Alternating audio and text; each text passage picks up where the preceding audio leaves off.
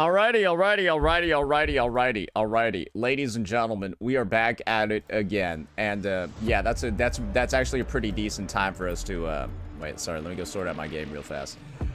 But yeah, we got the live stream details for us to finally go over again, ladies and gentlemen, for the main reason of yeah, no. So basically what I did was I had like a couple of chicken nuggets before going to bed, and I like, yeah, that's not going to be good for your stomach. So like, don't do that once you get to a certain age. You can do that when you're younger, you can't do that when you're older. Yeah, that shit is not going to digest properly and like get you all like bubbly and shit. So Onward. yeah, no, not a fun time. Basically, we just threw that shit up and then went back to bed and we were good. Yeah. So that's actually how it works nowadays. So yeah, getting older is unfortunate. Getting older is unfortunate. Anyways, we've got a lot to catch up on. We got the banner overview. We've got the entire review of the update as a whole. And I think this is going to be the most important part of it all. We got a lot of doom posting for the update already. And I think this is the funniest bit of like dialogue that's currently being said right now. Besides graphical improvements, all of these optimizations were absolute fucking ass, bro. What's wrong with the game?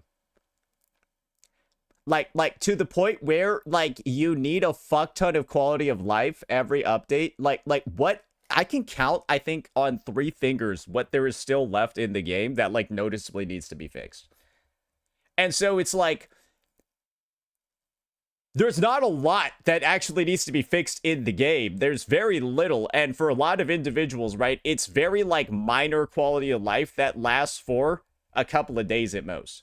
Yeah, and so at this point, I'm kind of just like wondering, what is the quality of life, if it's not some groundbreaking thing, because the groundbreaking things are already done and over with, right? If the groundbreaking things are already like kind of like settled when it comes to quality of life, then like what more do you like is the update bad if they manage to like not cure cancer the next up?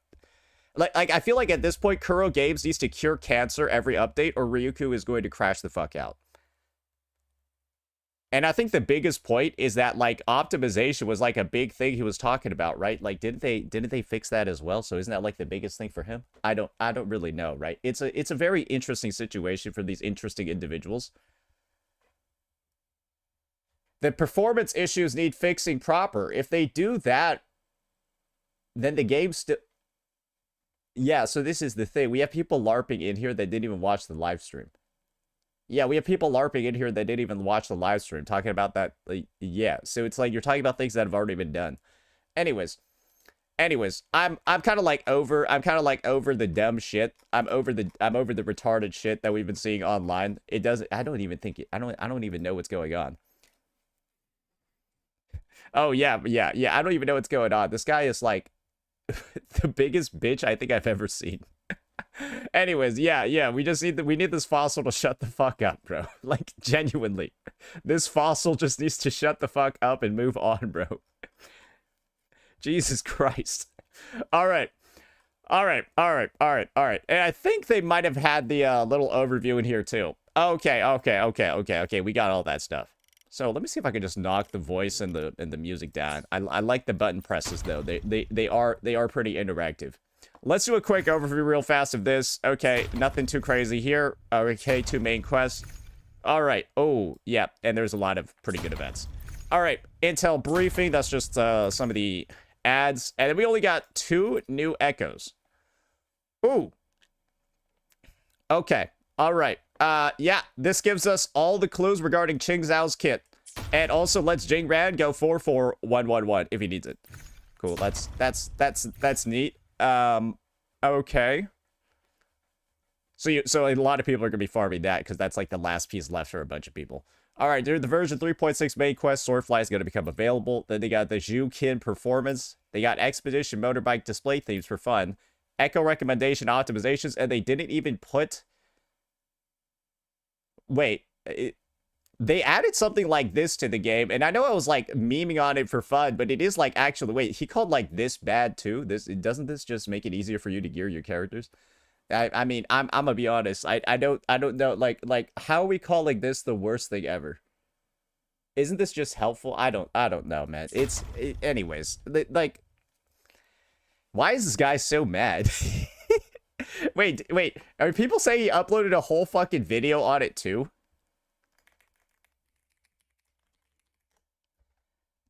Wait, they're saying he uploaded a whole fucking video on it as well. Oh my god. Okay, so Kuro just wrapped up their Wuthering Waves 3.6 patch livestream, like Lamplight in Mirage, Swords Resolve in Heart. What a mouthful. And so in this video, I want to go through everything that was in it, including the new characters.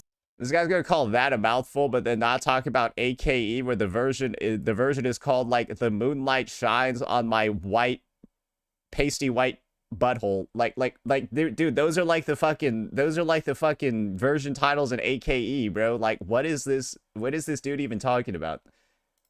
The events and those questionable optimizations, and whether this patch is actually worth getting hyped for. So let's break it all down. First off, the flying around on swords, like especially with... This guy's just mad. Like, he's just an angry person. Like truly, I think it takes a lot to be upset by this patch. Yeah, it takes a lot to be upset by this patch. I'm going to use this guy as a launching board for fucking fun, man. Holy shit, this guy's goofy as hell. All right, let's get this one started. Alrighty, ladies and gentlemen, it is that time of the year. Yes, our Wuthering Waves live stream has concluded for version 3.6. We've got all the materials online. We've got all the materials in game. And of course, it's time for us to do a bit of a discussion about our honest thoughts for what's going on over here. And one of the big sort of like launching pads for this video is the fact that I'm actually recording it a couple of hours after the live stream because I had a stomach ache. So I took a break after that bad boy. Now I'm back. And, well, maybe that was a good thing to do, because I've had the opportunity to see what some of the initial takes are in the space from some very vocal, opinionated individuals, and I just want to take some of the time over here to quell some of the initial concerns some people might be having, and they just kind of go line in line with what's actually going to be showing up over here. So let's just go ahead. Let's start off with this, and then we'll branch off at an appropriate point so we can weave in some of our guest stars for today. It's an angry Japanese guy. All right, so first things first. Lamplight and Mirage, Swords Resolve and Heart. You can kind of like see over here, this is meant to be like the most, I think, Wuja update we probably had in the history of the game. You got the Cultivator, and then you got the Jiangshi guy who like channels undead ghost spirits to go fuck shit up, right? Very, very in line with the lore. It should be a enjoyable time for CN, and I'm just hoping that when it comes to these main quests, let's just be honest here. I just hope that with these main quests, we kind of do a better job of partitioning out the story over the patch, where I hope Act 1 is, or chapter, this Act 3 over here, I hope it's just in the part 1 of the story, and then this part over here is in the second part of the story. One of the big sort of like, I think, weaknesses of the 3.5 patch was the fact that there was no second half story when it felt like there sort of needed to be one for Sui Sui. And the end result is that, like, it kind of does feel like she didn't get as much attention. Seg is second half. So this is the funny thing. There was actually a seg in the first half too of the last patch. So that's not automatic. Let's not be out here talking about how segs automatically mean second half, because 3.5 had a seg too. Okay? And that was in the first half. So yeah, let's not get too confused about that wording over here. None of this is confirmed yet. Or actually, it might be from the live stream. Who knows? Then we're just going to have some accessories. I see no issue with them doing something like this every single patch. It's like a goofy little accessory that you put on your goofy little character that you just pulled. I don't think I even get these. I might start getting... I don't know. It's like, I kind of don't really care. And now, we got this piece. The optimizations. The quality of life. Right? And this is where a lot of individuals have already started kind of like schizoing out about like the future of the game. And this is where our guest stars are going to be returning. We got Ryuku Sensei over here, where with a very declarative statement, 10k views already, 11k views and 88 likes. I don't think that's very good, but maybe that is a good ratio. Besides graphical improvements, all of those optimizations were absolute fucking ass, bro. So there's this thing. When you have a list of problems in a game, you've got a list of problems, right? And as you kind of like knock those problems off the list, right, you start solving them, the list gets smaller. And one thing I feel like every Wuthering Waves player is able to comfortably say is that Kuro Games has knocked off so many items on the like optimization quality of life list over the runtime of the game. There's like, I think legitimately only 3 things left that I can think of that like noticeably need to be fixed. Echo limit on the storage, though that I think that comes with itself like a lot of like technical difficulty, so I think that's why they've been stuck at 3,000. Like basically it's like imagine like every single account now getting 1,000 more echoes that need to be stored in data somewhere on some fucking server. I don't fucking know, right? Probably results in like some sort of like reconfiguring that's needed on the technical side. Then you have tacit fields, where it's like, I think the main ask for some individuals is that like tacit fields, they get like the early versions, they like unlock them more early. I could totally see that. They already have it in the game for new and returning players, but they don't have it for some of like the day one, the actual active playing players. So it feels like new and returning players, the people that aren't playing the game, that are disengaged with it, right? That aren't like loyal players, right? They're getting the advantages, while the actual daily players are the ones that are feeling like they're the ones that are restricted. And so that's another thing that might potentially need to be addressed, right? Yeah, you can put it on the survey. Like, I've been putting it on the survey that I've been talking about on the fucking videos all the time, right? That's definitely an option that we could go for. But this is the thing. There are very few things left. And what's the issue with the tacit fields? It gets completed when you're done with the story, or the second you get to the new area, right? And that comes with its own complications of its own, with like story locking and stuff like that. But that's more of an issue with the story rather than the echoes, isn't it? And so, right, maybe that's something that could be addressed. And the third item, I'm going to be honest, I don't remember the third item. Yeah, first one was echo storage limit. And then the second one is like fucking, what's it called? The second one is this. I think this is the issue. And I think this is the problem, right? There are a lot of individuals who are taking some of their upsetness with the state of certain things in the game and then applying it as a lens to the whole game. And I think this is where the origination of some of the stupidest fucking commentary from this guy is actually coming from, ladies and gentlemen. Get ready for this. All right. Honestly, when I go down this guy's page, I sometimes forget he's a married man, because like this is like the first thing I saw, and I was just like, okay, like I was just trying to look for some of your posts about echoes, bro, not your fucking gooning. Anyways, I'll just keep that private for his own. Again, it's his own public fucking Twitter. That guy's married apparently. Anyways,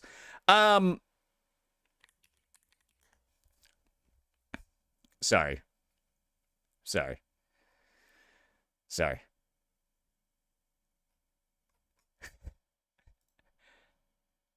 I just need to show you guys this.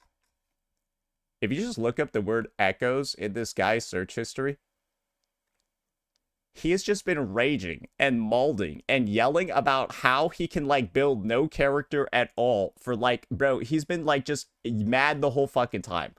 And like, this is the takeover here. He's so mad at echoes and like rolling them and stuff like that. I think if there's not like a quality of life dedicated to like making rolling his echoes easier, he's just gonna like get mad or some shit like that. But this is the thing.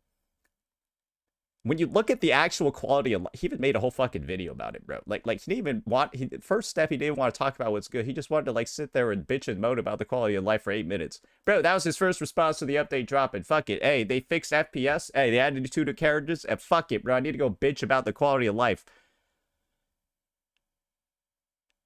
This is the reality over here. When you look at the optimizations and you look at the quality of life in this update.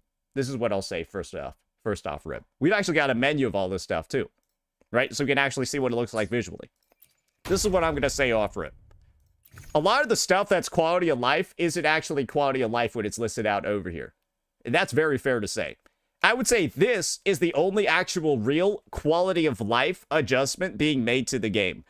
And while I did complain about this one on the live stream because I'm a guide maker and this is sort of cannibalizing my business, this is undoubtedly something that's going to be good for a bunch of like new players, and specifically the Giga casuals who like don't even know how to like build their fucking units properly. And so this is just going to like automate gearing for them when they're the same people that weren't looking at guides, that wouldn't even look stuff up online, that would just like play on like their fucking phone for like the giggles and the fun. They don't even know that this game's like online.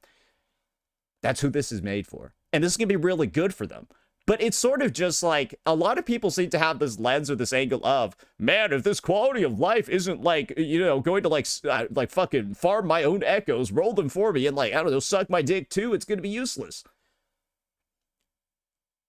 Because there's not that much left to fix in the game, bro. Like, reasonably, if you're complaining about the quality of life, is your list of fixes longer than 5 items? I'm just wondering, if you're complaining about the quality of life, is your list of fixes longer than 5 items? Or are you complaining that in a live service game, every single issue that you had top of mind wasn't immediately fixed? Like, bro, there's truly not that much left. And that's why I'll say, having like shit like Sword Flight on here, like the Jukin performance in Expedition Motorsport display themes, had that showing up as like optimizations is a little bit weird. But like I said, echo management, pretty good. Now, for the other quality of life, they made it easier for you to, like, share your, like, fucking... Okay. This is where, this is where it's just, like... They added the ability for you to, like, share your Conbean stuff and, like, your photos easier. Great. Like, I don't... Like, this is great for, like, the social element of, like, lucky people on the gacha. I don't give a... Like, this is objectively good for the game for, like, people that like this sort of shit. I personally don't use it, but maybe I will in the future. Then you got the ability to, like, share your TOA stuff and things like that. I was like, this is good. This is great, right?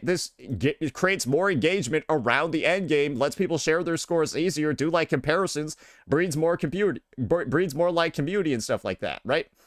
And I dare say this is a quality of life feature because I've never seen TOA results look this good before. Yeah. I think that's fair. Then the mailbox stuff. Yeah, I'm gonna be honest. I don't think the mailbox stuff is like the most useful shit ever, but I'm not gonna be out here complaining about it. Do you know why? People complained about the Genshin mailbox for a reason. Instead of the devs fixing the game, they fixed the mailbox. Wuthering Waves, the game's already fixed, so who cares about them fixing the mailbox? Genshin has a broken-ass game. It's like bleeding. Its guts are like fucking everywhere, right? It's like, oh my god. Like fucking time-locked domains. Oh my god. It's like weekly boss mats are randomized. Like, bro, their guts are everywhere, right? And this retard dev is like, what if we fix the mailbox? What if we fix the mailbox? That's gonna solve the issue, right? No, your guts are everywhere and shit. You're like clipping the dude's toes. That's the treatment. You're clipping the dude's toes when his guts are everywhere. And that's why Genshin fixing its mailbox when there's so many other things to do in the game is so bad. Who cares about Wuwa fixing the mailbox when they fix so much stuff in the game already?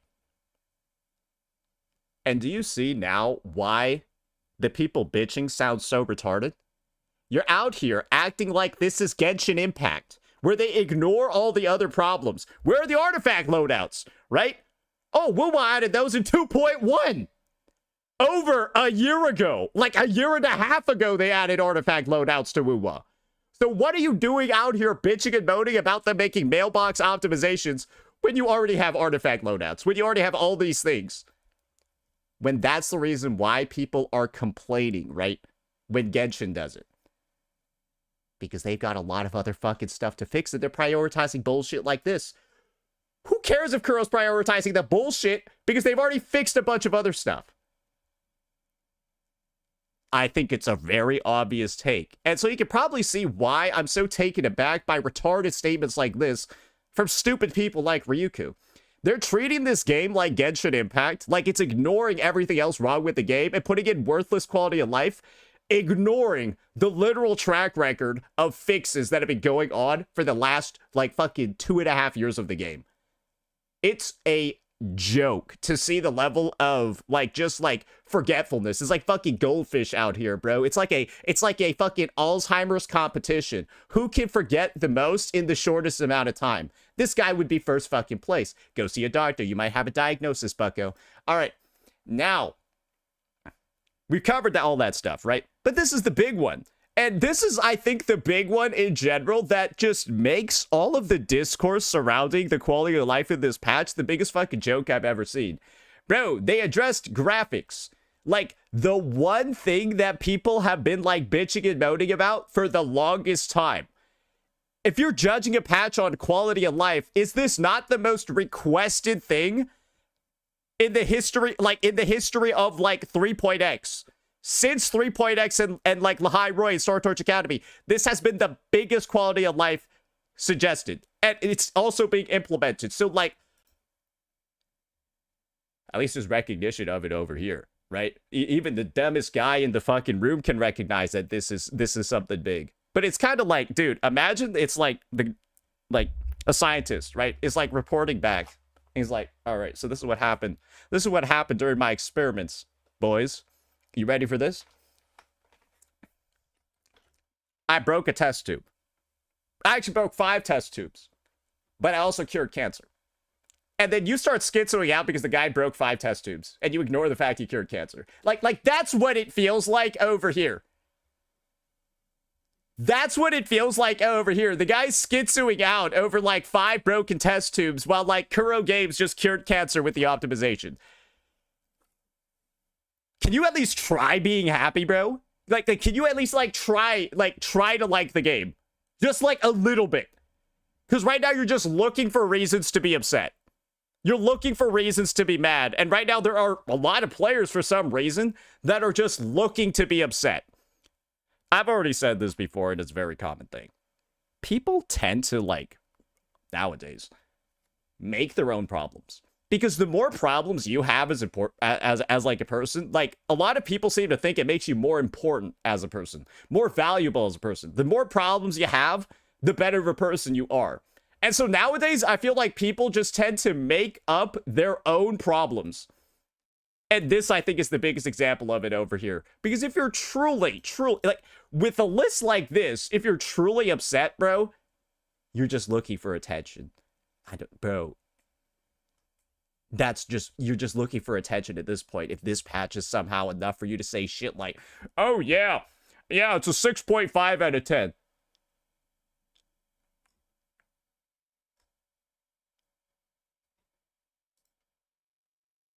Anyways, hopefully, that whole optimization issue, we've been able to get it sorted out. And I wanted to make this a big focus of the video at the start because the discourse has been nauseating.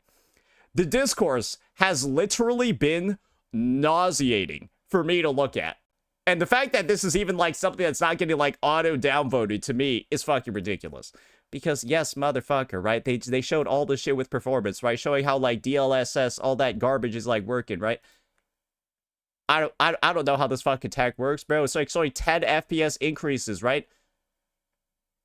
Showing like the minimum is also increased by like 6. Bro, like what are we doing over here? Is this not like huge? Is this not massive? And this is not something that people have been asking for the longest time. Anyways, I'm done. I'm over it. I'm ready to move on. I'm just gonna say, if there are people out here still saying this is like the worst quality of life they've ever fucking seen and that like, bro, it's like a garbage patch, they're not here to play a game. They're here to just complain. They're here to just whine so that they can find other people whining just like them because they're whiny bitches that nobody wants to talk to in real life. Because they're fucking annoying, bro. So they desperately look for companionship online and they just find other annoying fucking people to talk to. Now, let's move on. And let's start talking about the new units. This is something we can comfortably say about every single unit in version 3.6. You can free farm for all of them. You are still going to need to farm some extra pieces, but we basically know exactly what these guys are going to do. We've gotten every single clue in the game, and I think this is probably the most well-prepared people are going to be for a character release in the longest time ever. And the easiest way for us to start is to simply just look at Qing Zhao, right? And some of the materials that we've already gotten in-game. So for Qing Zhao in particular, this is going to be the breakdown. There's one new echo getting added in this update. There's one. And it's going to be this guy, the Calamity Effigy, a new 4-cost boss. Very cool looking fight. And this guy's also going to be dropping on both sets for both characters. Jing Ran's set, which is the Lamp of the Netherlight, whatever, the fucking red thing over here. And Qing Zhao's set is the Heart of Evil's Purge, that green one. And basically, this is what you get when you activate those. Resonators with this echo equipped in the main slot gain an arrow damage bonus and an additional arrow damage bonus upon inflicting Toon Strain shifting to the target. And as we all know, Well, Qingzhao inflicts Toon Strange Shifting. And this is the thing. This is one of the first echoes I think we've ever seen. I think the last one was Cardathea's, where it provides just a regular arrow damage bonus as the second bonus. Usually, these echoes are split up in this way. They do a attribute damage bonus, right? And then they give like a damage type, like heavy or liberation or resonant skill or something like that, right? But this is the case. Over here, you're just getting additional arrow damage. And so I think a lot of people are probably coming to the same conclusion that I am. She's a little bit like Cardathea, where Cardathea doesn't actually have a primary damage type. Cardathea is not like a basic attacker. She's not a liberation damage dealer. She's not a skill damage dealer. She's kind of equally split, mostly across basics and liberation. And so kind of like the situation over here is this. I think Qingzhao might just operate in a very similar way, where there's not like one particular damage type that's like a majority of her damage, and more of her damage portfolio is like split across the different types. And this is really important for while you're in sort of like the pre-farming journey for this character, because of this. You might want to prioritize certain types of echoes and certain types of echo rolls over others if you're truly trying to get the best results possible. All right, wait, where the hell is my Heart of Evil Purge even located? Oh, my John Jin has it. So now, these are the adjustments you need to make while you're pre-farming for your Qingzhao. You probably don't actually want this guy as the forecast. I don't think so. No, I don't think you want this dude. You want the other guy, the Calamity. So basically, you can just say, this is useless on your Qingzhao. Just get that off. Don't worry about it. Second, your ideal echo is going to look something like this. You probably want like maybe one damage type, but you're going to want as much attack percentage as possible. That's sort of like the rule when it comes to split damage scalers. You don't really want specific damage rolls. You mainly just want crit and attack. In a lot of cases, flat attack, like a 50 flat attack, might even be better than this one because it's going to benefit all their different damage types. You're still going to be running attack 3 costs, though, or attack 1 cost. So I kind of like have a few already ready over here, and you can see some leftover damage types that might do something over there. But now I can comfortably say, based off her new set being a 4 cost, yes, you can just take these bad boys down here and, well, you can just take some of these bad boys and start rolling them as well. Yeah, I've already got like a couple going. Maybe I could do one for fun right here. Maybe I could do one for fun right here. Hey, let's see. That's not good. Okay, all right, that piece is dead. You get the drift. You should be comfortably able to get pretty much all of Qingzhao's pieces, except for... Come on. That's pretty bad, but oh, if this rolls like 21%, it's like god tier. Anyways, you get what's going on. You can basically farm 4 out of 5 of her pieces, and you're good. That's pretty nice, isn't it? And then all you got is the 4 costs left. And 4 costs are traditionally a lot easier to get, right, than other pieces because they're a lot easier to farm. But now, though, we got the other character, right? We got the other situation. Or... not necessarily that. We should probably go ahead and take a look at this. The animation situation, right? And this is we might as well just get this out of the bag before we even like get started by looking at some of like the kits or before we start talking about Jingran, right? Because I think a lot of people have already started the discussion. Man, I don't really like how this character looks. Man, I'm a little bit disappointed by this unit's animation, so on and so forth, right? That is a discussion, and that is something that we've heard a lot. And this is my personal take. I think her animations are actually, like, I think they're pretty nice. Like, I think they're pretty nice. I don't know why people are, like, tripping so hard. She's got, like, the weird schizo side, too. She got, like, the, like, I guess, like, the kind of upgraded sword fly. It kind of just looks slower. And then I guess, like, in combat, right? Like, I mean, that looks pretty neat as well. She's got like the cinematic attacks and everything, the very like big swords, this sort of like gliding actions. I don't really know why people seem to be so upset with this. Maybe they wanted like more VFX or like bigger swords or something. I think for what it is, it fits. I think for what it is, it works. That's my personal take. Maybe the swords are too light. They want the swords to be heavier. I guess they maybe want like bigger impacts, but I guess this is the thing.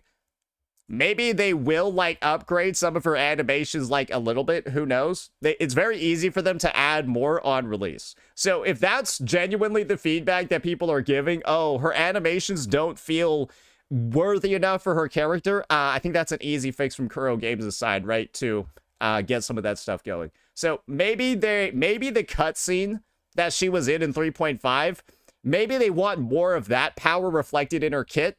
Because as far as I'm concerned, in the cutscene, she was summoning like 20 of the big swords, right? Versus like here, she's summoning not nearly as many of like the big swords, right? Not nearly as many. I think that's very fair to say. So yeah, maybe it's the fact that people were way more people are a bit underwhelmed by the level and like the scale of her animations comparatively to, well, let's just, I think the best way for us to look at it is the Wuthering Waves 3.5. This is probably gonna be the best way for us to take a look at it. Yeah, I mean, you're gonna have the most replayed part of the video over. Yeah. Oh, here we go.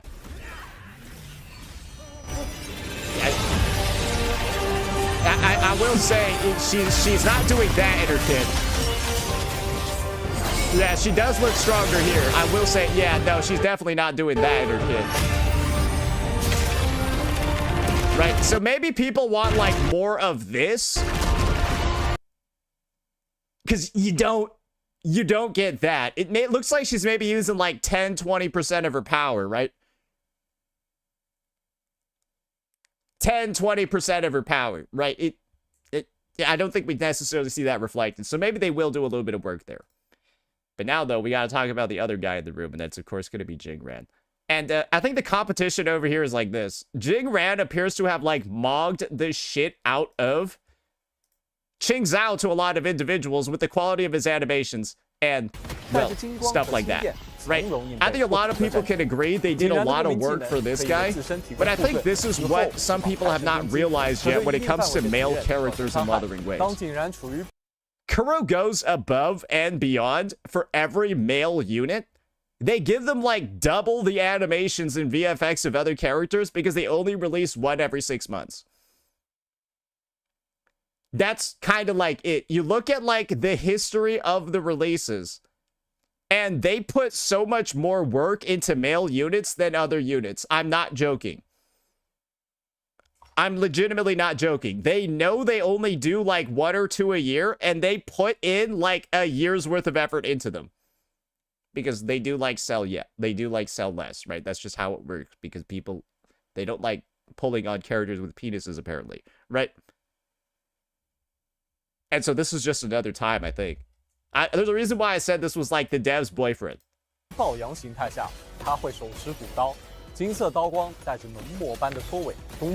think the big thing is that his VFX just look like they have more impact than Qing Zhao's. I think that's it. Like, in terms of, like, style and stuff, they're so different. I don't think they're necessarily comparable outside of, he looks like he has, like, meteor impacts on his hits. Right? Like, they're heavy hits. He's also a heavy attacker, so, like, you get what's going on. I like his kit. I'm pretty sure I'm going to pull him because he looks like he has some of the best VFX and animations in the game. But this is also one of the other things. He's also going to be, in my opinion, one of like the easiest characters to probably build because a lot of people probably have the same idea, right? He is an HP scaler. And so he's probably going to want the HP scaler sort of like breakdown of a 4-4-1-1-1. Because that's what Cardathea used, right? Well, great, guys. You're able to effectively farm all of that shit. Look, I've already got a piece over here, right? You're effectively going to be able to, with the abundance of Lamp of Nether Road, possible 1 costs, you can farm the 3 over here. And yes, you can farm 1 of your 4 costs as well. And then that last 4 costs, right? We all know where it's coming from. We all remember it. It's going to be coming from here. So that's like basically it, boys. You got like both characters just waiting for like that last piece, that last echo to finish up both of their builds. And if you just needed like final confirmation, once again, the Lamp of Netherroad, what it does is when you gain a shield, which he's going to do, you get a crit rate increase and then a fusion damage bonus in that stacks. And then, of course, you're going to have that synergy with Yuno as well. And he's going to be very good with her. And so kind of like the situation is like this. These two unit releases, and I've been saying this for a very long time, actually since 3.5 as an update, it dropped. These are some of the most player-friendly releases that we're going to be having in the history of the game because you know everything these characters do. You know basically every detail about their kit, their damage typing, the pre-farming, all of that. And it is a literal gift to the player base to have releases like this, where you can farm 4 out of their 5 pieces before they even release in the fucking game, bro. And then you know everything about what they do so you can plan accordingly, budget accordingly, save budget for teammates and stuff accordingly. It's like, again, when you have all of this information and it's all given to you as a player, you're able to make better decisions. And so inherently, it's more free to play friendly. It's more player friendly for us to get all of this stuff in a manner like this. And I'm just saying, the more I see of this, I think the better it is because people can make better decisions and be happier with their accounts. I think it's a win-win for everybody. You got less buyer's remorse. You got less like regret, less like, like FOMO and stuff like that too. Because if you don't know what stuff is, you're way more likely to have FOMO, right? And so that's another reason why I'm very happy about this patch, because of the characters releasing in it and how much better these releases are compared to some of the prior ones that we've had before, at least when it comes to the planning side. And I think that's a very fair viewpoint to have. Now, though, we've got a couple of other things in the update that we need to go ahead and take a look at, and that's going to be the reruns. And the reruns over here is where we're just getting more confirmation about how certain units are working. And these reruns in particular are a little bit surprising to me. I'm not going to say a little bit. They're very surprising to me. Denya rerunning, not really that much of a surprise, because I am 100% certain Denya's sales, not really as good as Hiyuki's. Right? Very fair, right? She was like the second half anniversary unit. I think a lot of people skipped her because she didn't have that many teams in the game, right? She had mainly the Luke Herson team and the Imeth Fusion Burst team, which a lot of people didn't need because they already had Lene Mornier, right? And if you have Lene Mornier, you don't need Denya for your Luke Herson or your Imeth. You all get what's going on, right? Like you all get it, and most people use their free pulls for the update on Hiyuki. So I think Denya running is actually great and is actually fine because she was in a situation where most people were likely to skip her. But this is what I am confused about. Why the fuck is this bitch back? Why is Hiyuki back? Was there enough people that skipped Hiyuki during the anniversary like Dumbos? I don't really know, right? But my take is this. I feel like Hiyuki shouldn't have re-ran, and they should have kind of kept her on the shelf like an Imeth or a Cardathea. Like, I feel like this is a unit that's, like, so good, they're supposed to be dropping, like, every 4 or 5 patches. Not every 2 patches. Because she last ran, obviously, when she released in 3.3.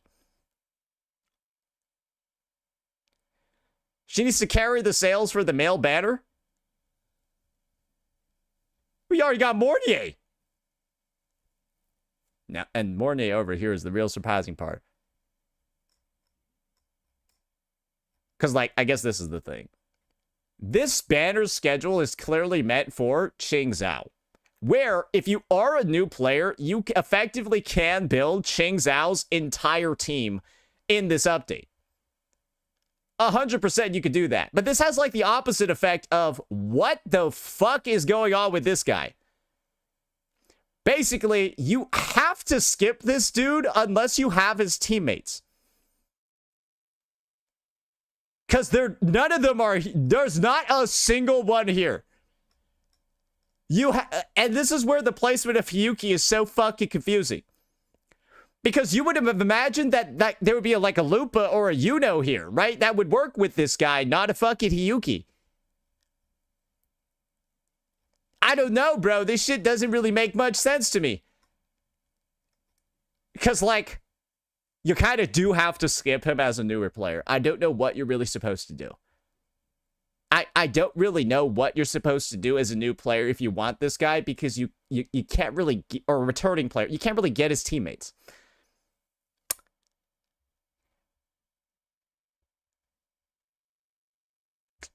Right? So, I don't. This is one of the oddest rerun schedules I think I've ever seen. I'm not particularly too happy with it, because it does feel like they are just telling this guy to go fuck himself. That's what it appears to be at first glance. But yeah, this is obviously just for Hiyuki play or Hiyuki non-owners that want a copy of her because she's really good. And then this is for Mornier, so you can build the rest of your toon teams like her. So it's just like it's Qing's Zhao banner. It is what it is, right? Now we got the new weapons. And I've already had some thoughts about these. This is, I think, the best looking weapon in the game, Thousandfold Deliverance. And it literally switches colors depending on his kit. So it's got like, it's almost like it's got like a FOMO element to it as well. Yeah, this is probably the best weapon they've ever released.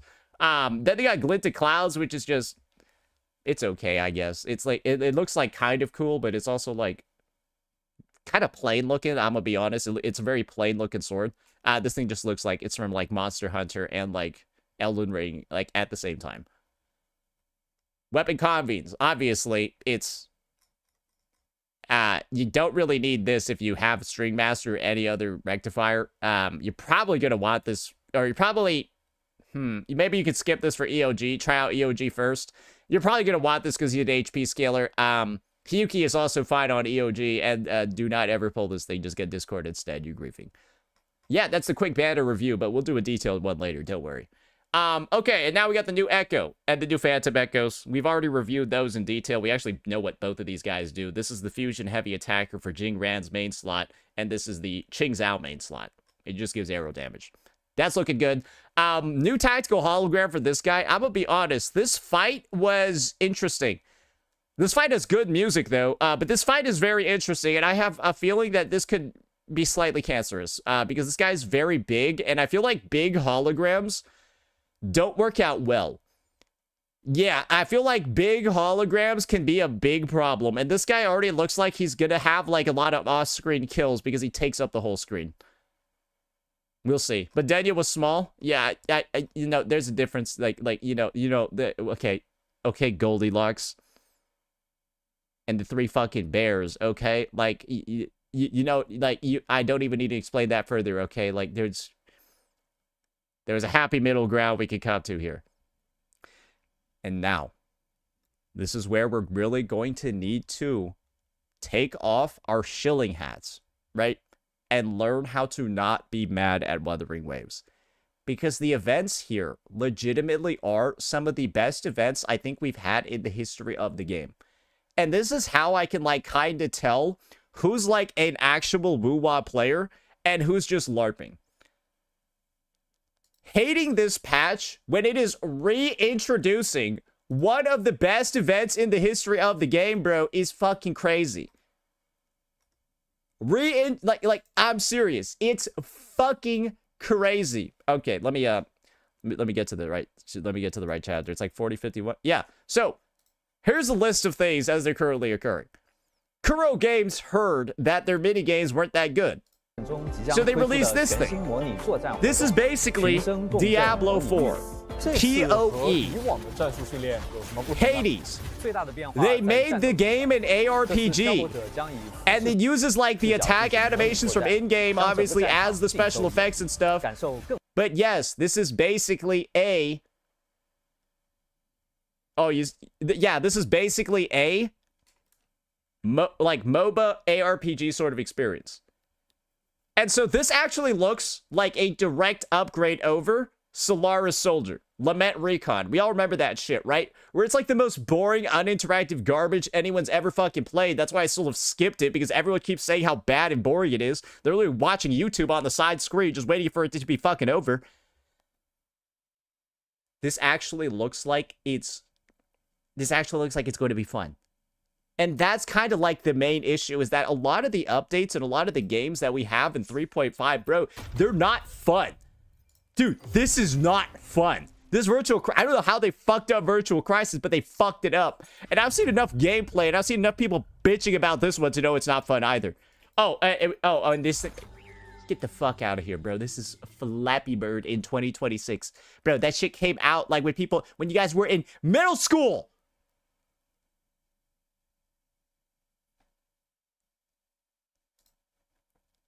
And so this obviously looks like better than all 3 of the current in-game events combined. And this is just one of them. This is just one of them, right? But don't worry, there's more. Right? Because they have, like, all these fucking... Bro, it's like almost... Bro, it almost looks like... Look at this. What is that? Why are there so many characters? What is it supposed to be? That looks pretty neat, right? Why are all those units there? What are they going to be doing? Who knows? So it's got, like, the roguelike depths of the elusive realm elements. 2. Well, I guess you're going to use the power of other characters. Oh, yo, you just summoned for Lova. Bro, you just summoned for Lova. That's kind of neat, isn't it? Yeah, no, she's just right there. That's kind of cool, isn't it? Bro, this is what I mean. The events, the actual content in this update looks peak. This is like, all right. I'm like musically not gifted, so I don't like music events. But, like, I bet somebody's gonna have fun doing this gay shit. Alright, and then you got this.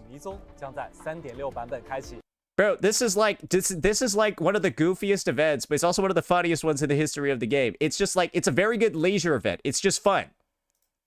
Then you got then you got that, and then this is gonna be the true highlight. Bro, they added the co-op holograms again. This is the best event in the game.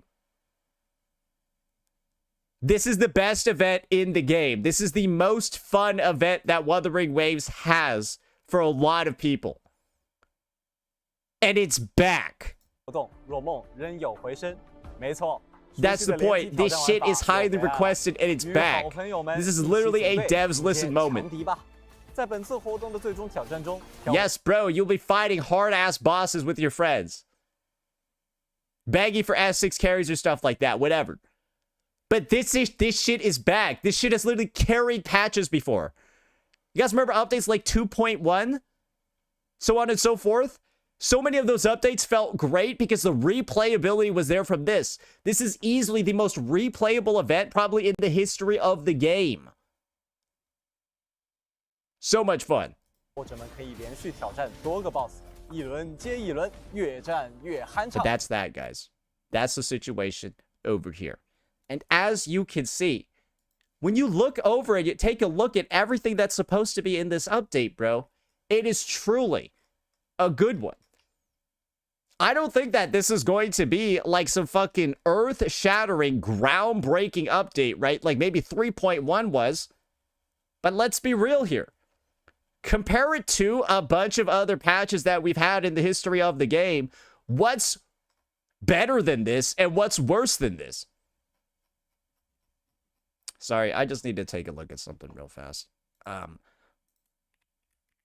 So do people like you, like Dark Joestar? I'm just wondering because your message literally made me think you have brain cancer. Do you just like go on here to like not be able to see things? Like what's going on here? How do you see 7 events on the screen and then say it's 2 only?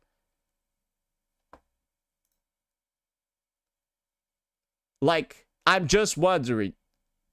Like, do you actually have...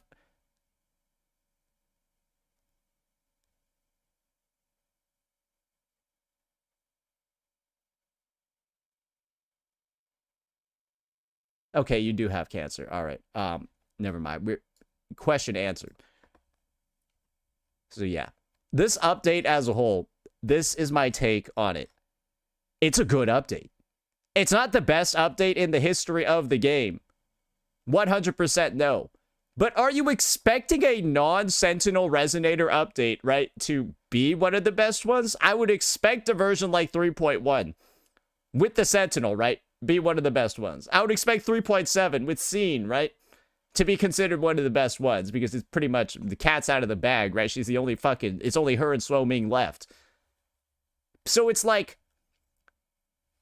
a non-Sentinel Resonator update, you expected it to be like the craziest, most enriching one. I mean, it's just...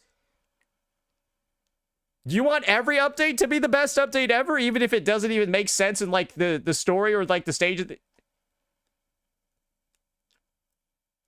I don't get it, right? And hopefully you guys are starting to understand the nonsense behind the discourse that's been going on. Because it's like, I guess the take is like this, they just... What are you truly expecting from a patch like this? What were you truly expecting? And did this meet or did it not meet those expectations? Because for me, I expected something that was going to be a better experience than Wuthering Waves 3.5. And I think this whole experience, from what I'm seeing in here, events, all of that, it looks like it's going to be a better experience because this is one of the most miserable patches I've ever played. And this is noticeably better than 3.5. I'm going to be happy, and it looks like to me it is. That's just my take. Let me know what you all thought about this update. Peace out. Oh, some are not satisfied from this patch?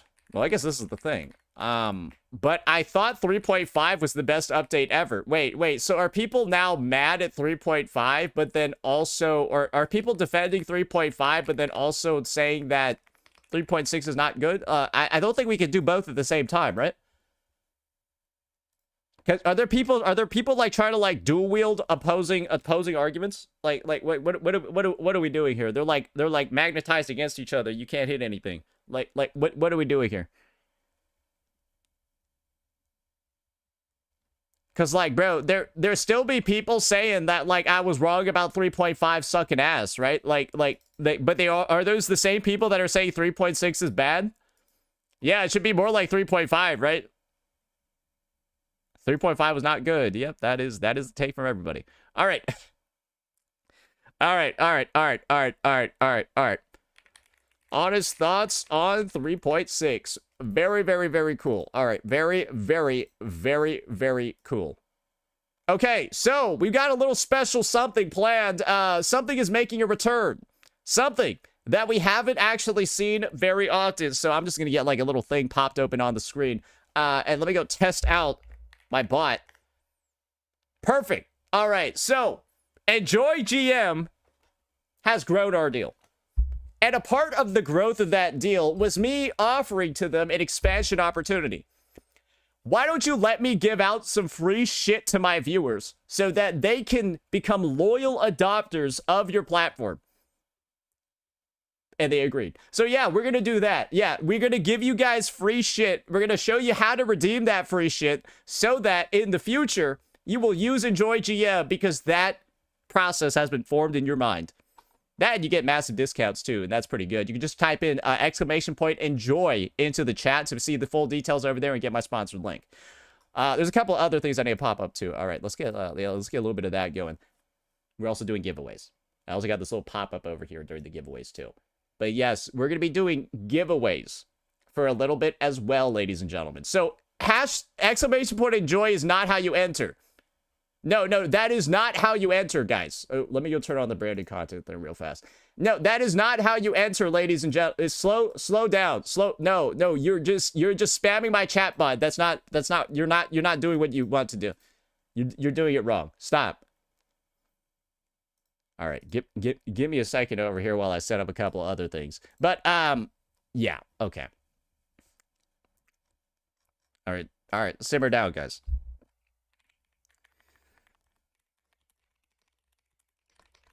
I'm sending some stuff to my editor. All right, so first things first, what we got to do is this.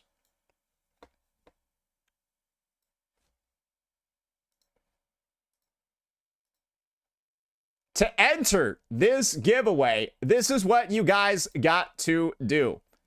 This is what you all have to do to be able to enter this giveaway. I hope you're ready. I hope you are ready. It's this. You've got to click on my link, and then you have to make an Enjoy GM account. If you already have one, you are solid to enter. And the reason why you need to make an Enjoy GM account, which you can do kind of like by going up here, let me just show the process. You're going to click, wait, let me demo this out real fast. All right, here you go. You're just simply going to click the login button, and then you got a bunch of different ways you can log in. I personally just use my Google one, and I just roll with that. You can use a bunch of different ways to make your account. Google's probably going to be the easiest for most people. Mine just personally, mine just does like a little bit of like a thing, and then like logs me in. There you go. Boom. It's just that easy. Yeah, it just utilizes your Google account. You are good. No issues at all with that one. And so once you go ahead and you make your account, you're going to be eligible for the giveaway. And if you do win the giveaway, it's going to be this simple. You're going to go to your coupon section and then enter in the code I'm going to give you. You're going to enter in the code that you get sent via the giveaway, and then you'll have $5 of credit put on your Enjoy GM account. And then, guys, spending on Enjoy GM is just literally this simple. You just go to the game you want using my link. Then you pick out what you want from the store. And then you just put in your UID. You select your server. And if you have the credit, which you should, you'll just click Pay Now, and the Lunite pass will be on your account.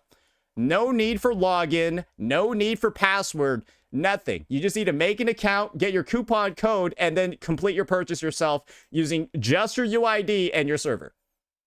So there's a lot of security, obviously, right? No sharing of any information. And obviously, I know somebody in YouTube chat's being a little bit goofy. It's not complicated at all. Not complicated at all. I think it's the opposite of complicated, if we're going to be honest over here. One of the easiest ways for people to get this going. All right. And so real quick, let me just pin that message in the YouTube chat with the link. And this is going to be active on both YouTube and on Twitch. And do keep this in mind, right, guys? You probably do just want to register for an Enjoy GM account anyways, because as you can see, the discounts are significant for everything. And this is with me in the US. And with it being so secure in terms of like how you do your purchases, you are not sharing any of your information with anybody to get this stuff going. So yeah, that's the situation over here. Now let's go ahead, and now that I've demonstrated everything, it's very clear to everybody. Let's get some of the giveaways started. So Streamlabs is going to be our guide today. Let me go get that. Let me go get that giveaway started. All right, Cloudbot. What the fuck, bro? All right. That giveaway's done. What the hell? Okay, confirm. All right. Are we seeing that? 1x Lunite Pass subscription sponsored by Enjoy GM. Ah, there we go. Okay. The tickets are coming in. The tickets are coming in, ladies and gentlemen. They are coming in. All right, here we go. Is that active on YouTube? Is that working on YouTube? Oh, there we go. It's active on YouTube. Okay, very cool. Very cool. And so once again, we are going to be selecting 5 winners. We're going to be selecting 5 winners, and you will get a code, which will give you Enjoy GM credit. And with that credit, you can go ahead, use it on any purchase you want. It doesn't need to be Wuthering Waves. It could be Zenless Zone Zero if you really do feel like doing that. It's a waste of your money, though. But, like, yeah, you could do Zenless Zone Zero if you want. You could do Genshin Impact, too. Also Honkai Star Rail. There's a lot of games on there. A lot of opportunities. So, yeah, we'll just wait until maybe, like, you know, this is a good time for me to play a little bit of music and take a quick little break. Yeah, why don't we just do that? I'm gonna just play a little bit of music and take a quick little break, and we'll come back and then select some of the winners. Yeah, might as well. Might as well. What else am I doing anyways? Am I just gonna sit here and talk to you? No, you guys are excited because you might get some free money. I don't need to do anything. The excitement's already there. All right, BRB though. I do need to pee.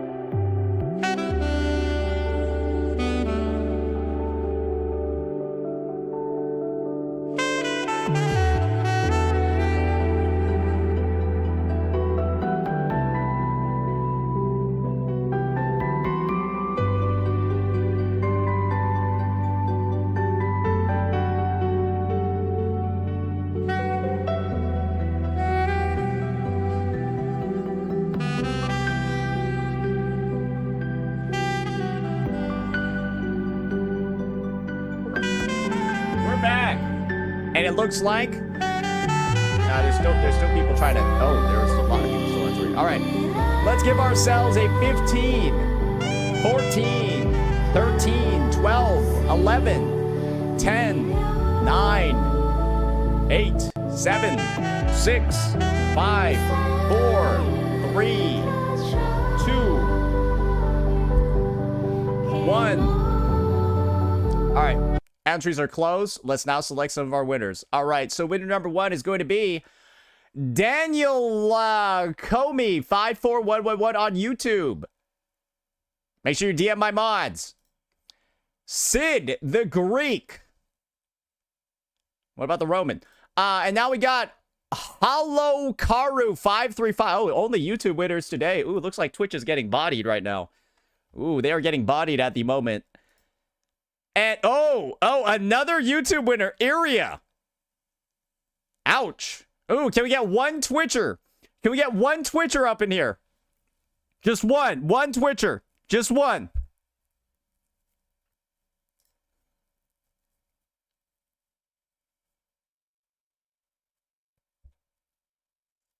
No, it's Dangerous Sam. So, yeah, looks like no Twitch winners today. Only YouTubers at the moment. But we will be having another giveaway. And this is what I'll say, guys. This is what I'll say. This is what I'll say. Guys, if these giveaways end up going really well, LD Shop gets a lot of accounts, and more people start spending using my link, they're going to give me bigger coupons. I'm like, I don't know that for sure, but I'm like 99% sure they would do that. Or sorry, Enjoy GM. My bad. Yeah, I'm pretty sure Enjoy GM would give me more. Sorry, that was our previous sponsor. You know what's going on. So yeah, I'm pretty sure Enjoy GM would actually end up giving us more if these giveaways and so on and so forth, everything going on, becomes a lot more successful. So do keep that in mind. For the future, do keep that in mind. If we want bigger ones, it's just as easy as this. But yeah, I've got a store of coupons available. We will be doing giveaways like this for basically every single character. And that's how stuff is going to be going. So yeah, Enjoy GM is going to be with us for a while. And yeah, thank you to them for the giveaway. And of course, thank you for everybody. Thank you to everybody for... How do I message mods? Okay, so what you're going to do is you're going to go either message my mod on Twitch or go join my Discord server and then go message one of my moderators there. They're very, one of the stream mods. They're very clearly outlined. So it's very easy to find them when you join the Discord. So like, make sure you do that. Okay, but yeah, that's how the process is going to go. And your coupon codes will be delivered as soon as you message one of my moderators. We good to go? All right, good to go with that one. And once again, thank you to Enjoy GM for sponsoring this segment of the stream. And of course, make sure you click my link and try them out today because you are going to get some amazing discounts up to 20% off, perhaps even more with some of the other coupon codes you're going to have available, right? 20% or more, and only UID, no login, no password needed. So yeah, that's going to be it for this one, ladies and gentlemen. All right, but that is going to be that one settled, that one good to go. Let me go close out of some of those windows and get ready with everything else. This is why you got a raffle on both Twitch and YouTube. Yes, I was doing that.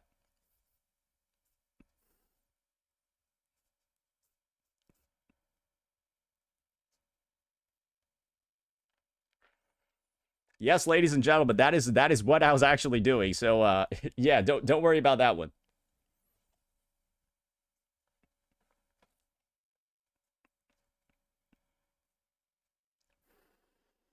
All right. All right. Let me think for a second. Is it time for the survey? Is it time for the 3.5 survey?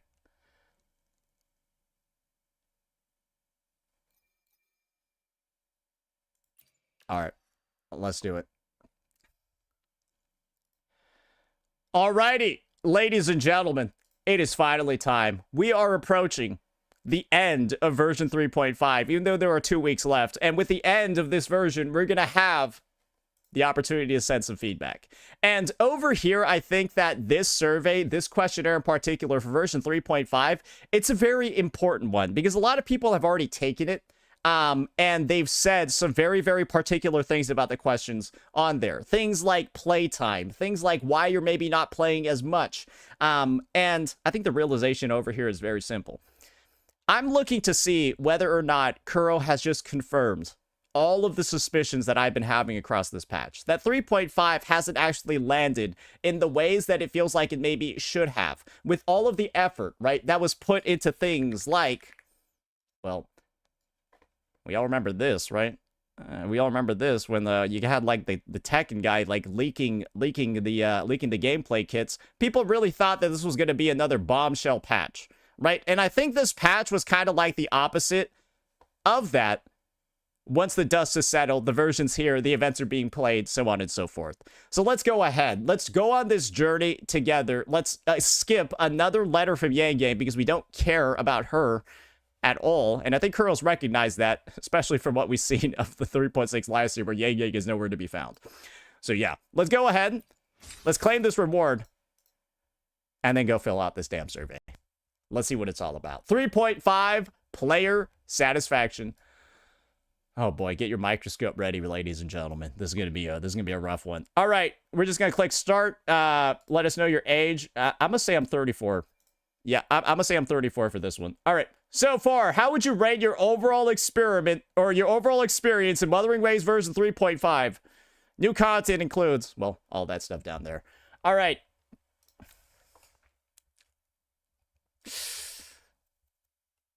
I think it's going to have to be either a dissatisfied or a very dissatisfied. One or the other. I don't think that I hate the patch enough for it to be very dissatisfied. But I think when you combine everything together, that's what it boils down to. Because there are so many bad events in this patch. But there is some good stuff, right? That brings it out of the very dissatisfied territory for me. I could see why you go to neutral, but I think it's really hard to make the arguments for satisfied or very satisfied. That's my personal take. I think if satisfied or very satisfied is a tough sell. But I could see neutral, I could see dissatisfied from a good portion of the player base. I'm going to go with dissatisfied, probably because I personally didn't like the story as much as some other people. All right. Now, based on your experience, how satisfied are you with the following? World exploration. I'm putting it dissatisfied because I don't like how the bike works. The bike is not made for Mengzhou. The bike was made for Lahai Roi, and the bike works well in Lahai Roi. But the bike does not work well in Mengzhou, and it just is something that literally makes me not want to explore the region at all. The visuals, however, are amazing. That's what I want to get straight. I love a lot about the design of Mengzhou, but I don't want to explore it. It's like a beautiful thing I don't want to touch. Kind of like, you know, like a... I'm not going to continue that one, right? So like that is just what it feels like, and I feel like I need a better form of exploration for me to want to engage with the region beyond just looking at it. Story.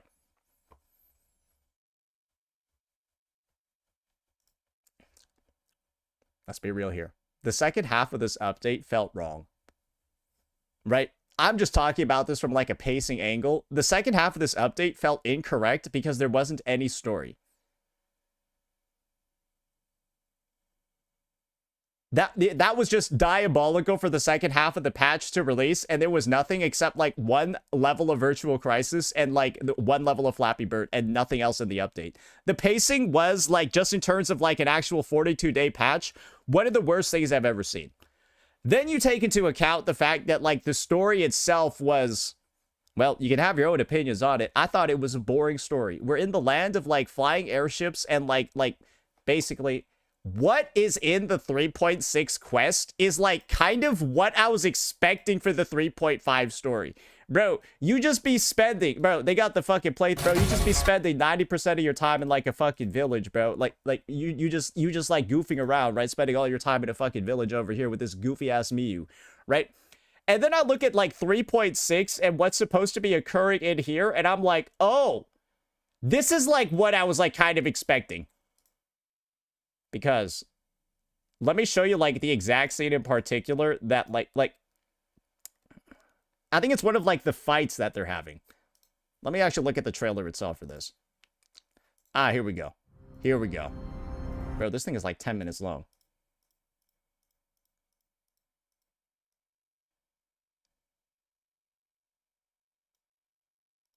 I was expecting more of like stuff like this in the introductory patch. That's like what I was talking about. Like I expected us to like be going into like the airships, like the tech, all of that, not spending 4 hours in a fucking dusty village.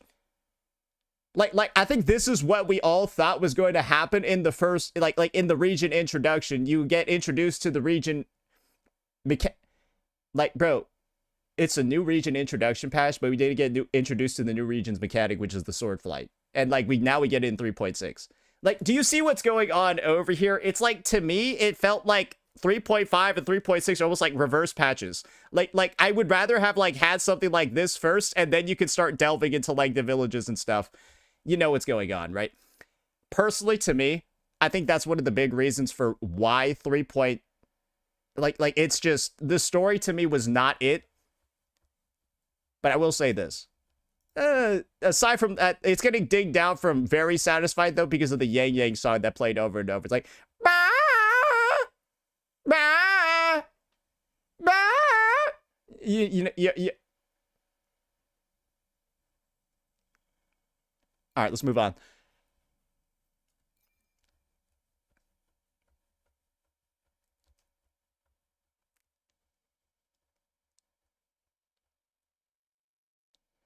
It was accurate, though, wasn't it? That's what it sounded like in game. Don't fucking play. All right, now, based on your experience in the current version, how satisfied are you with the following? So, this is what I'll say regarding performance optimizations. They've started getting this weird, like, RAM crash that has not been occurring recently. And that's the biggest one that I feel like I've seen everybody getting. This Unreal Engine 4 crash that has come out of nowhere in this most recent update. And it's been happening kind of frequently. Yeah, like the Fatal Error one. That one isn't as bad for me particularly because I've only gotten it like 2 times, but I know some people that are getting it more. And apparently there's like stuttering with ray tracing and stuff like that. So it is like, yeah, this is obviously something that they're going to be tackling head on in the next update. So I expect this to change very soon. Resonator visuals.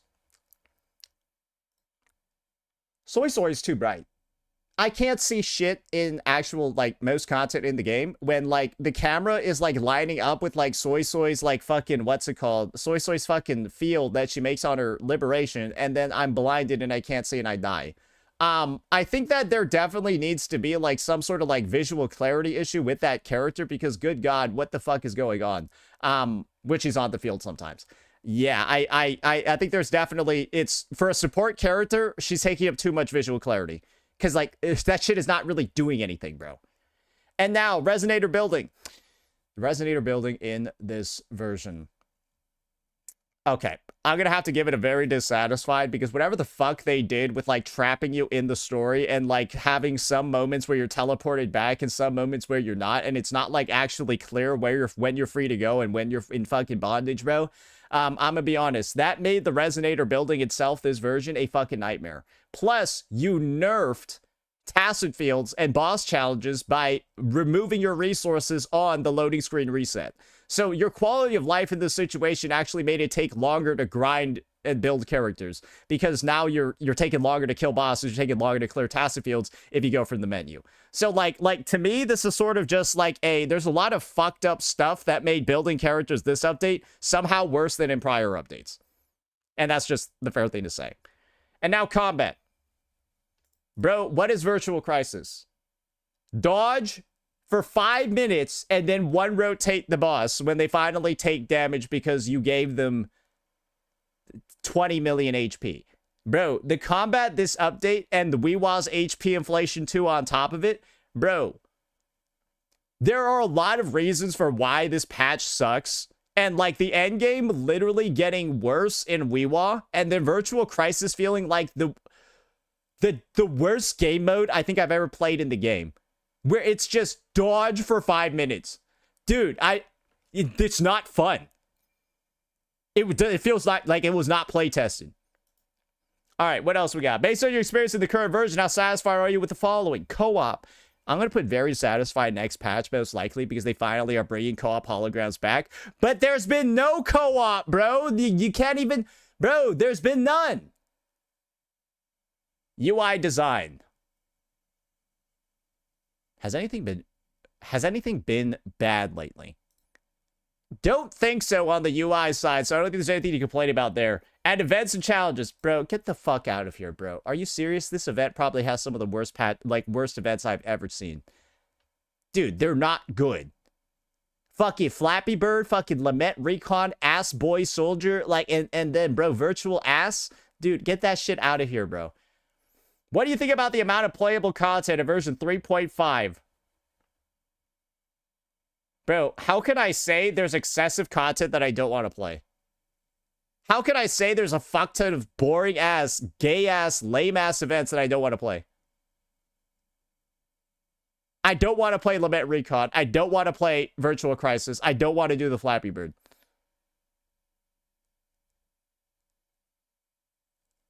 So in a lot of ways, it's too much content, but it's not like actually enough. It's actually like not enough content. Do you know what I mean? I feel like there needs to be another type of question on here for a situation like this where there's clearly a appropriate level of content, but it's all content that's dog shit. Too much bad content. I'm just going to put in the middle. And I hope I have the opportunity to talk about the bad content. Yeah, okay. All right. How do you rate the following aspects of the Southern Yuan Hills? I mean, environment visuals and then world exploration. I mean, I could just put dissatisfied because I got to take the fucking motorbike here. Why is it satisfied? Bro, are they asking me really questions about the fucking environmental design? Bro, I don't want to talk about this fucking shit. I want to talk about the fucking events. Bro, just get me. I don't want to talk about this. Get me the fuck out. I don't want to talk about that one. But bro, what? I didn't explore the fucking region because the bike feels like shit. Dude, I might have to exit out of this and get a different survey. They're asking me retarded questions. Wait, so I can just exit out of here and then it'll give me a different version? Is that what's going to happen?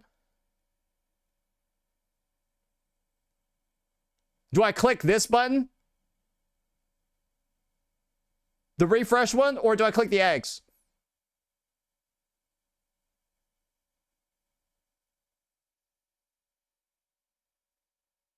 Press the X? Okay, all right. Yeah, okay, all right. Top left is what I did. All right, we're just going to skip forward. We're just going to skip forward again. Yeah, we're just going to skip forward again. All right, it was dissatisfied over here. I think we put, for world exploration, we put very dissatisfied. Music and sound effects, very satisfied, or satisfied. Environment visuals, it was very, and then story was dissatisfied. I think that's what it was. What's next? Resonator visuals. Soy is blinding. Combat was ass this version. Resonator building, not very good. And performance optimization, not very good. What else we got? Based on your experience, how satisfied are you with the following? Co-op, there was fucking none. UI seems fine. And events and challenges were dog shit. What else? All right. Is this the one that determines which one you fucking get? Okay, bro. Oh, here we go. Oh, here we go. There we go. Now this is the type of survey that I wanted to. Now this is the type of shit that we need over here. Don't ask me that retarded shit about the environment. The fuck? Who gives a fucking shit? Here we go. Overall satisfaction. I guess the UI design is fine. Gameplay innovation. Bro, input and feedback. You don't do anything. Challenge difficulty. So, when the main feedback that people are giving me is that they just AFK for X amount of minutes, click once in a while, and then go play YouTube on the side, and that's all I've heard, I don't need to play this to know it's bad. When all I've seen, frame one of this update, is people bitching about this event, I don't need to play it. It takes forever, apparently. It's not fun. And the main gameplay meta of it is to sit there and do nothing. And watch the enemies die and explode on you. Buff and stand in the spot. You can run in a circle and beat the hardest level on any character. No challenge. Shit ton of time. Not engaging. Very boring. Waste of your life. I think we're ready to move on.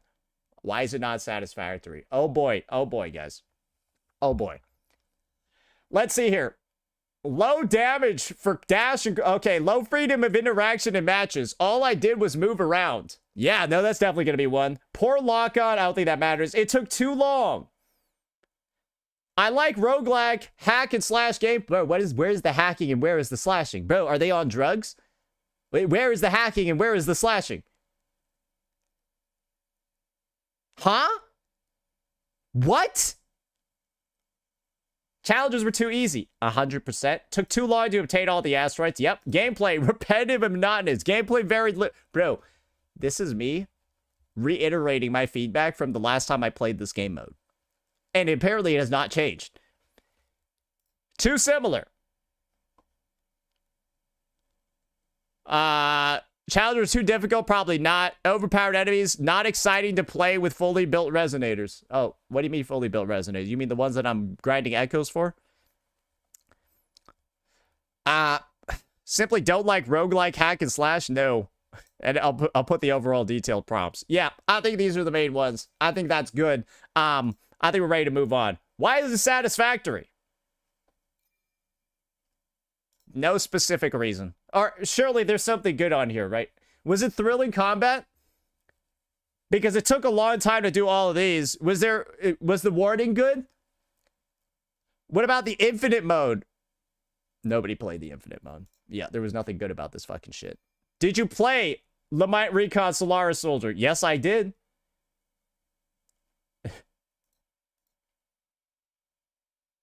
No, just stop running this dog shit game mode. Just delete it. Bro, never have it return. You ran it again. I had to experience this awful game mode twice. This was like getting cancer twice.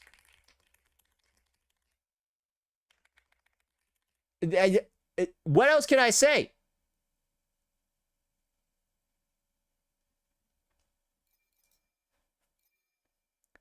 What previous events would you like to see return to the game? More co-op game modes. Featuring explorable stages. I won't put it in caps. More co-op game modes featuring either waves of enemies, bosses, etc. These are the most replayable, fun, and community-building events in the game. But we get them literally once every 1 to 1.5 years. Your cooldown period on the best events in the game are ridiculous. Especially considering you reran Solaris Soldier, Lunite Recon twice before we had a single rerun of any co-op events. Bro, they ran Lunite Recon twice before we got another hologram.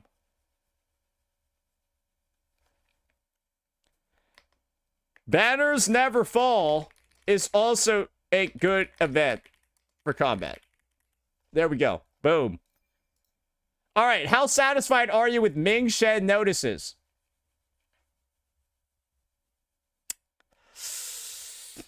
I'm going to put dissatisfied for this main reason. Why is Ming Shen notices not satisfactory?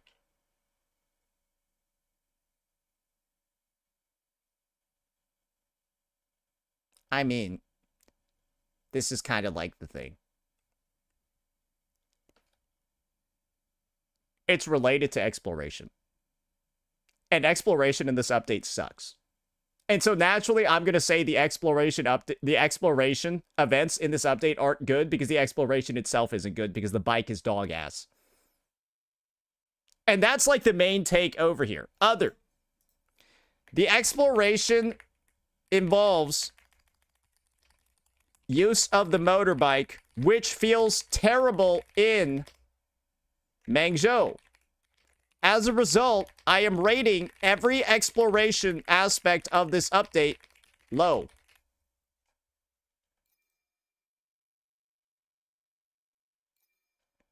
Is that fair to say?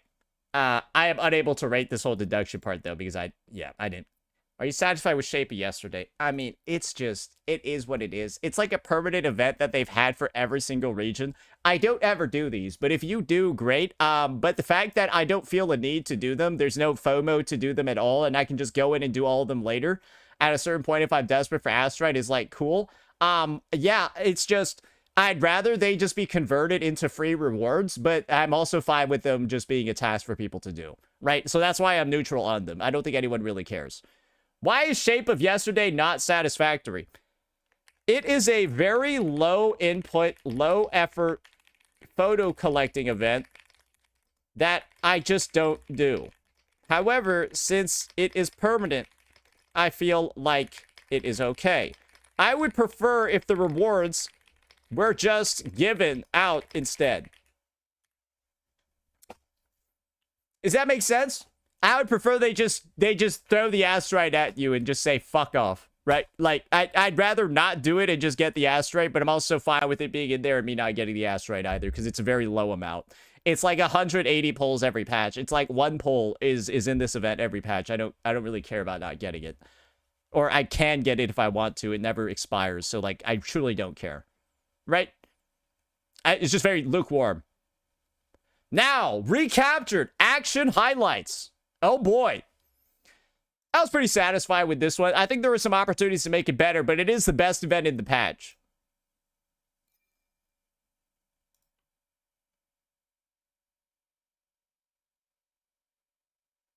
Dude, this is the worst. This is possibly, in terms of like what you were expecting and what you got, I think this was the worst event in the history of the game. Bro, this is like this is like your parents on Christmas saying they're gonna get you a PS5 and then they get you a PS2. That's what this felt like, because Virtual Crisis by itself, what is a good event? It was good the last 2 times it ran, so the third time you expect it to be good as well. And then it is the worst combat event they've had in the history of the game. It is the worst combat event they've had in the history of the game. Where, at 40 stress, unless you have whale units, you dodge for 5 minutes, and there's no other way to beat the boss. And it was time-gated, but I guess the time-gating was good because it wasn't fun and nobody wanted to fucking play it. Why is it not satisfactory?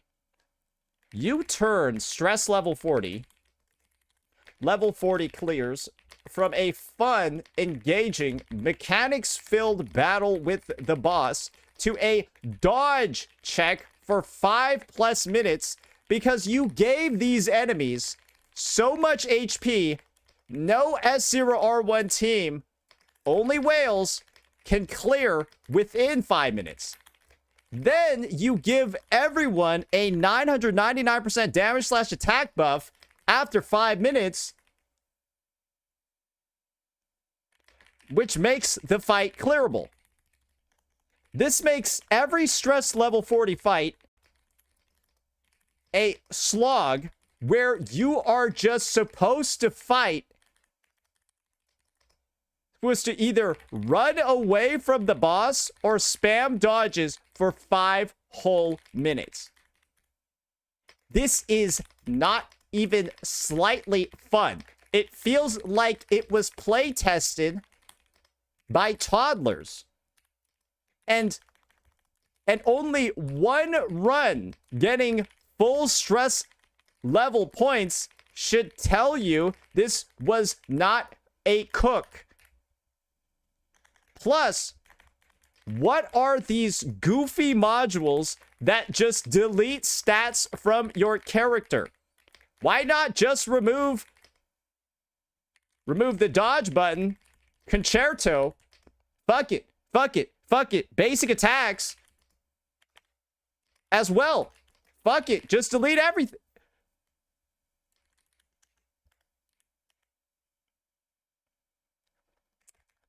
This feels equivalent to removing a mechanic like dodge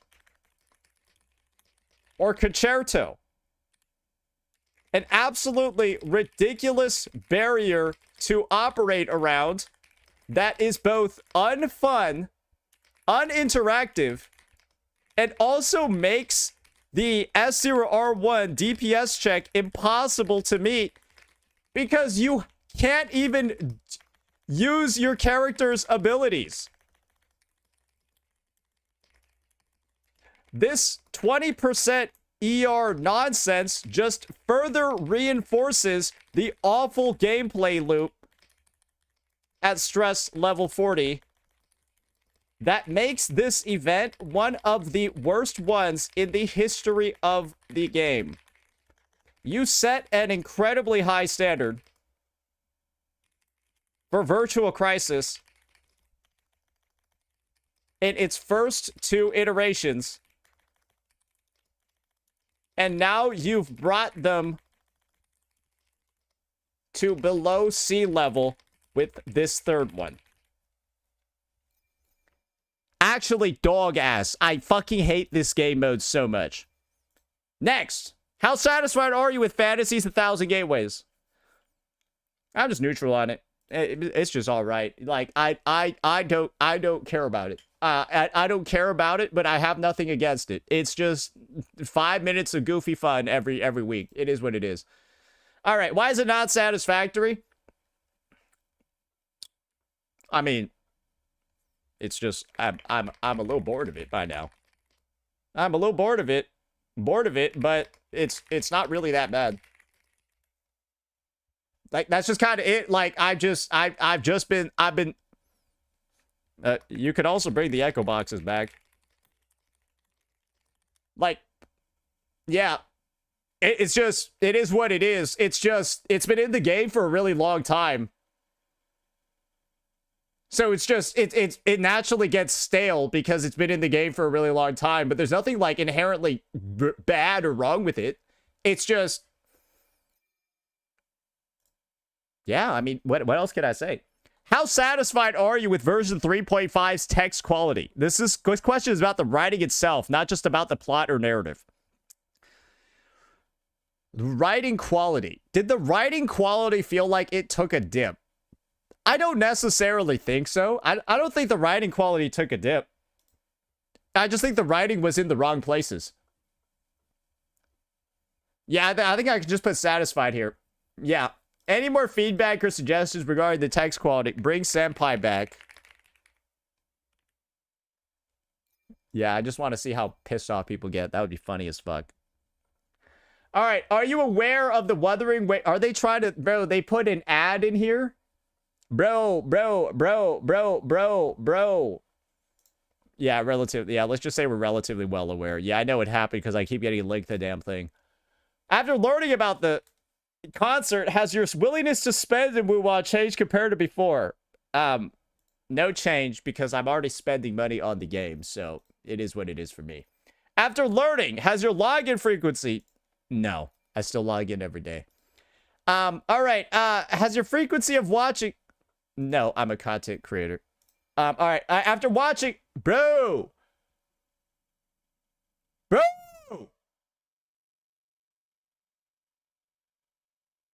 Dude!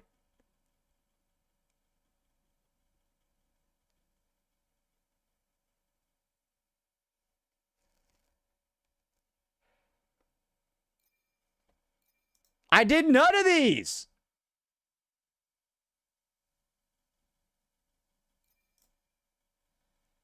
To what extent did the... Dude,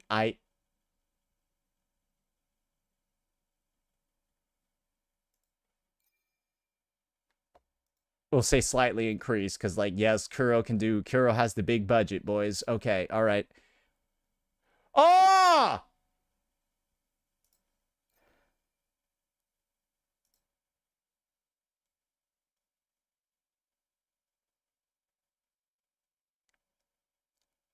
Dude, this is...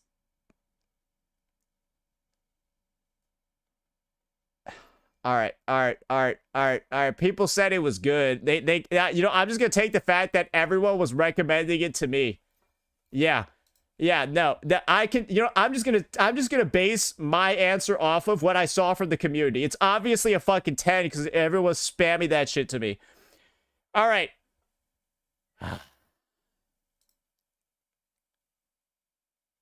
Have you ever seen this question? And this is how I know, ladies and gentlemen, I'm right. Have you ever seen this question on a survey before? And this was the question I was saying a lot of people got. Compared to version 3.4 and earlier, how would you describe your overall activity, login frequency, or playtime in 3.5? When have you ever seen this on a prior survey? This is the devs basically saying, we know people are playing this update way less. And you guys know what that means? Oh, I know this is going to piss some people off, but this is the truth regarding the matter, ladies and gentlemen. There's a lot of retards in the community that like to take this stance of opposition. The CC says something that is objectively correct with all of the facts and the details, right? Given to him by the developers, and then you just go ahead and say that the motherfucker's wrong because, well, Saint's always got to be wrong, right?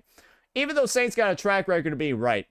And basically, in this video over here, you can see it's got a sizable number of downvotes. What I was telling people was that them moving up their live stream early was them admitting 3.5 was a bit of a flop. People weren't really that excited for what was going on in the second half of the patch, so on and so forth. TLDR, another video from Saint to gaslight himself into believing 3.5 was bad when it wasn't. So is this Kuro gaslighting you now? Hey, I guess according to the Wuthering Waves community, ladies and gentlemen, now Kuro Games themselves are trying to gaslight us that 3.5 was bad.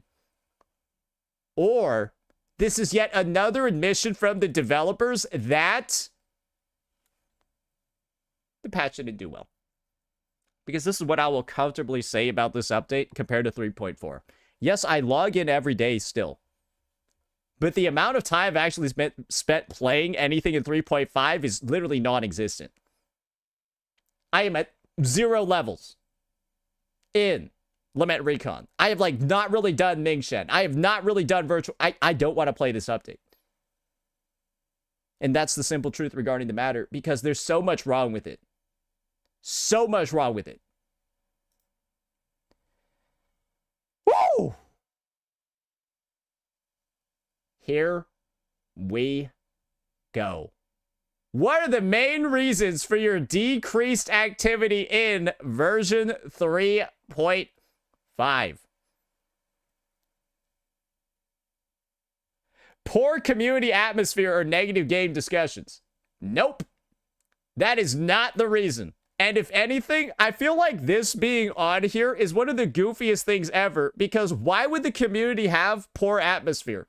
Because there's nothing to do in the game that's fun. It's not a fun update.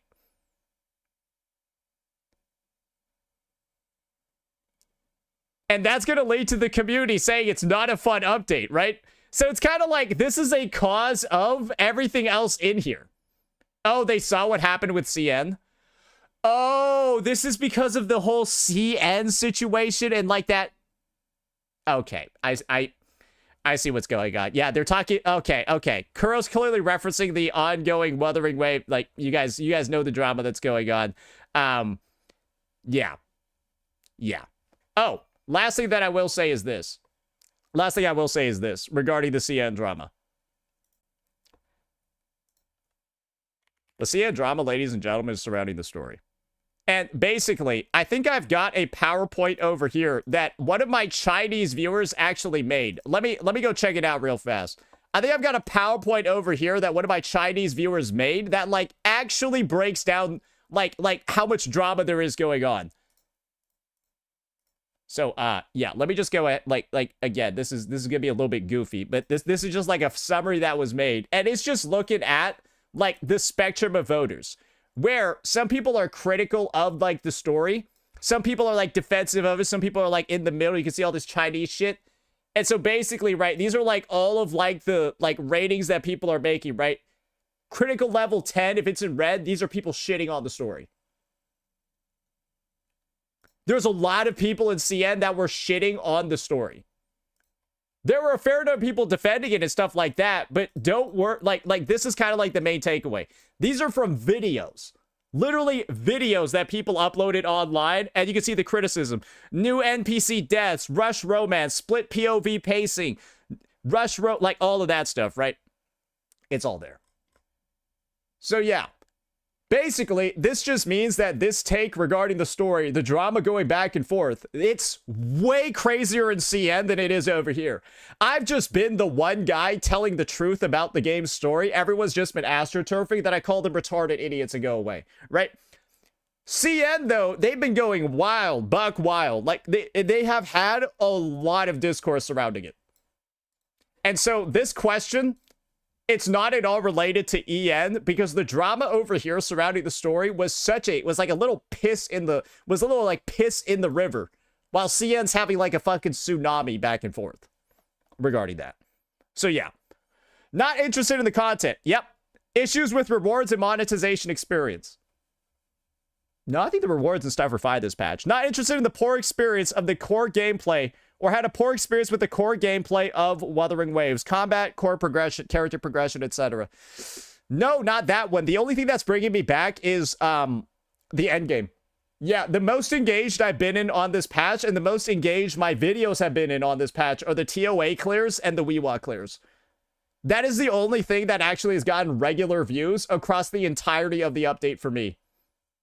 TOA and Wuwa views. There was really nothing else that stuck out this patch. So yeah, I'm not going to say that. Personal reasons. No time, lost interest in playing. Nah. Device performance issues. Nah. Previously logged in only to experience the Cyberpunk Edgerunners collab content and not interested in subsequent ones. That might be a big one as well. Because this is where I feel like Kuro needs a really good answer over here. They could really relegate all of this fall off, right, to just the Cyberpunk collab and the people leaving. They could literally, like, go in with the mindset of, oh, this patch was just a fluke because of everyone leaving from the collab.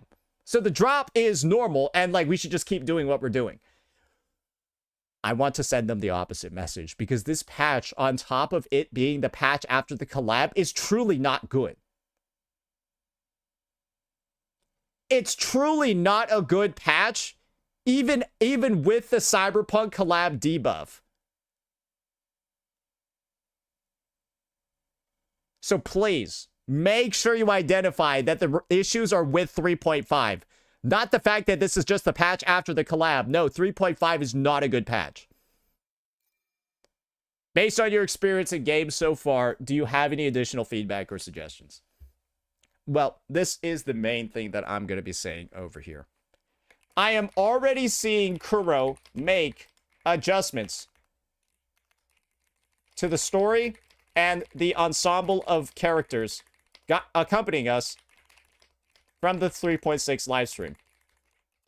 Obviously, Yang Yang is taking a step back, which is fantastic for the future of the game. She is one of the worst written characters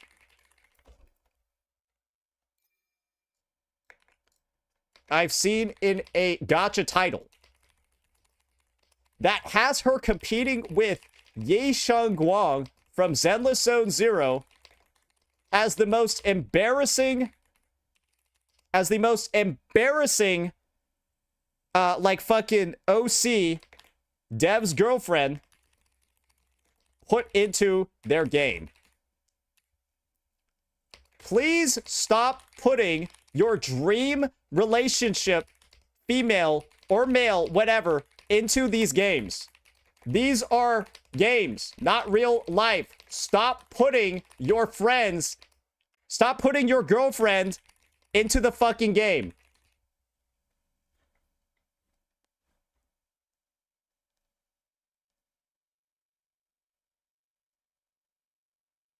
Stop. Yang Yang would be a great girlfriend. She's a boring gacha character.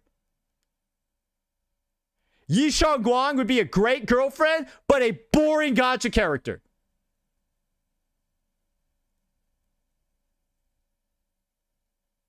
Stop putting your dream significant other in the fucking game.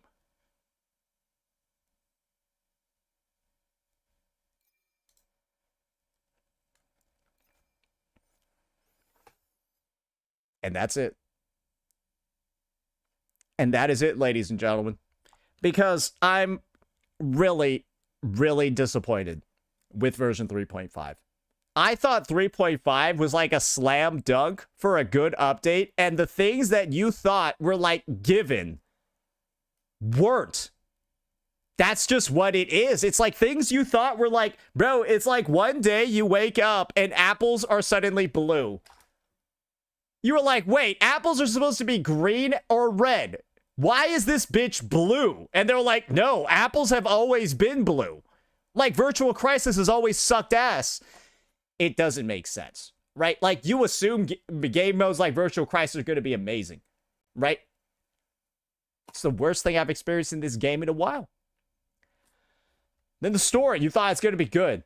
It's the worst story I've experienced in this game in a while. Sagrika was better. So yeah. I just hope other people, other individuals take the opportunity to give their honest feedback for this update because you know yourself. I have never seen a question talking about why you didn't play the update at all. Bro, I don't even remember seeing that during the Sagrika patch. I don't remember seeing that question during the Sagrika patch. Literally. Skip Rika. And yet I see it here. First time I've ever fucking seen it. Why are you not playing the game? And then they got detailed ass reasons for why people aren't playing the game because they already know. They already know the reason for why. And that's kind of nuts, isn't it? So yes, ladies and gentlemen, Sate was right again. Sate was right again. 3.5 did bomb. It's unfortunate. But the sooner we're able to recognize that, see what the faults and the errors are, the sooner everything can get fixed and the game can get better. Let me know what you all thought. Peace. All right. Alrighty.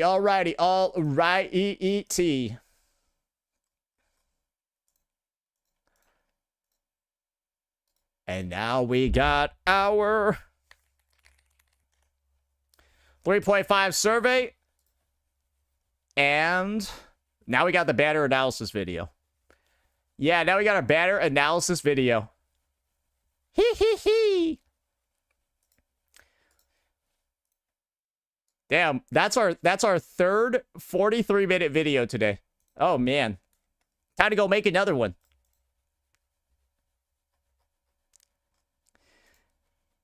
Time for me to go make another one. All right, let me go check out Wuwa helpful info because that's where we're gonna see all the goodness over here regarding the banners. And let me go get a couple other things going. Close down a couple other windows. Productivity maxing. I've got stuff I need to catch up on because I obviously took a little bit of a nappy. I will say I did feel good when I woke up. I did feel good. But you know one thing that isn't feeling good? The fucking 90 degrees that I'm feeling in the room because the temperature's going crazy. So give me a second over here while I go turn on the AC and stop fucking dying. Yeah, no, I'm sorry to sweat real bad. But yeah, this is what we have coming up next. BRB, give me a second.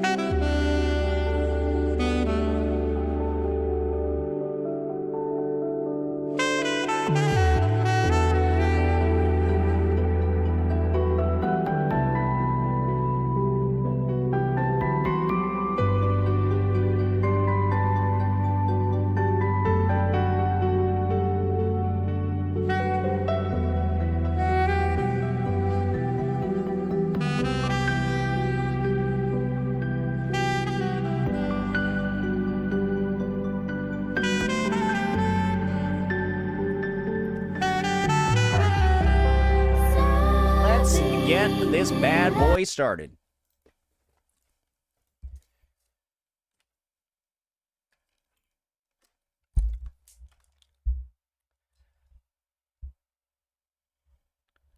Let's get this started. All right.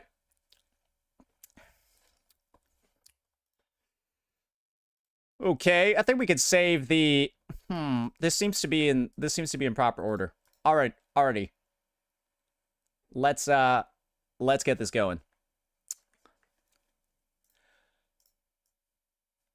Yeah, this is probably the best spot anyways. Alrighty, ladies and gentlemen, we are back at it again. A new version has dropped. And of course, with a new version and its live stream, we're going to have full details regarding every single banner that's arriving with it. And this is one of the most oddly designed, like, set of phases I think I've ever seen in the history of the game, because there's one unit in particular from the new units that's getting a lot of help, at least from the schedule, and then there is another unit that is really getting screwed over. So let's go ahead. Let's start talking about it. Because in Wuthering Waves, when it comes to pulling units and stuff like that, there are some units that really need specific partners to perform. And for, well, some of them, those partners are going to be on banner. But for others, it might be a better idea to skip them if you don't have the tools necessary to get them working on release. So let's go ahead. Let's get right on into it. All right, here's going to be the spot for the sponsor. Yeah, I just was looking at the time and I was like, wait, we're not at the 1 minute mark yet. I got to keep talking a little bit more. Anyways, so now that we're back, the first unit that we're going to be focusing on is, of course, Qing Zhao. And this unit is going to be one that we have pretty much all of the details for, given that her set is already in the game and her new 4-cost Echo has been officially revealed and all of its stats are there too. So this is how she's basically just going to be working. You're going to go ahead, go into the event menu, then see new enemies. And then you're going to see this Echo skill and you're like, oh, wait. So what this thing does is it gives you arrow damage bonus as one of the main passives, and then an additional one when you inflict Toon Strain Shifting. Qing Zhao is basically, in the live stream, she was conferred to be a Toon Strain Shifting character. So you can guess what's going on. She's mainly an arrow damage dealer, and her damage type is, well, she doesn't actually have a damage type, right? Because this is just more arrow damage. And so what that means is that across like her Echo build and stuff like that, you're going to be focusing on things like attack percentage versus like specific damage types, mainly for the reason of, well, she doesn't really have one listed out. Like a heavy attack or a basic attack or like a liberation damage. None of that is there. It's just straight up arrow. Arrow damage isn't a type now. You know what I'm talking about. Anyways, so that is going to be what she's working with in the 4-cost. And then, of course, you can already see, because the set's been in games since 3.5, and hopefully you've been pre-farming it if you haven't already, if you're building the character, right? Sorry, it's on my John Shin. The set is, like, fully there and everything, and it works just with that 4-cost, right? Where you, inflicting Toon Strain Shifting increases your crit damage by 20% and your arrow damage bonus by 30% for 15 seconds. So as you can see, it's all ready to go from that front. But this is kind of like the issue, right? This is kind of like the thing that's happening over here. This is another arrow character. You likely already have an existing arrow character called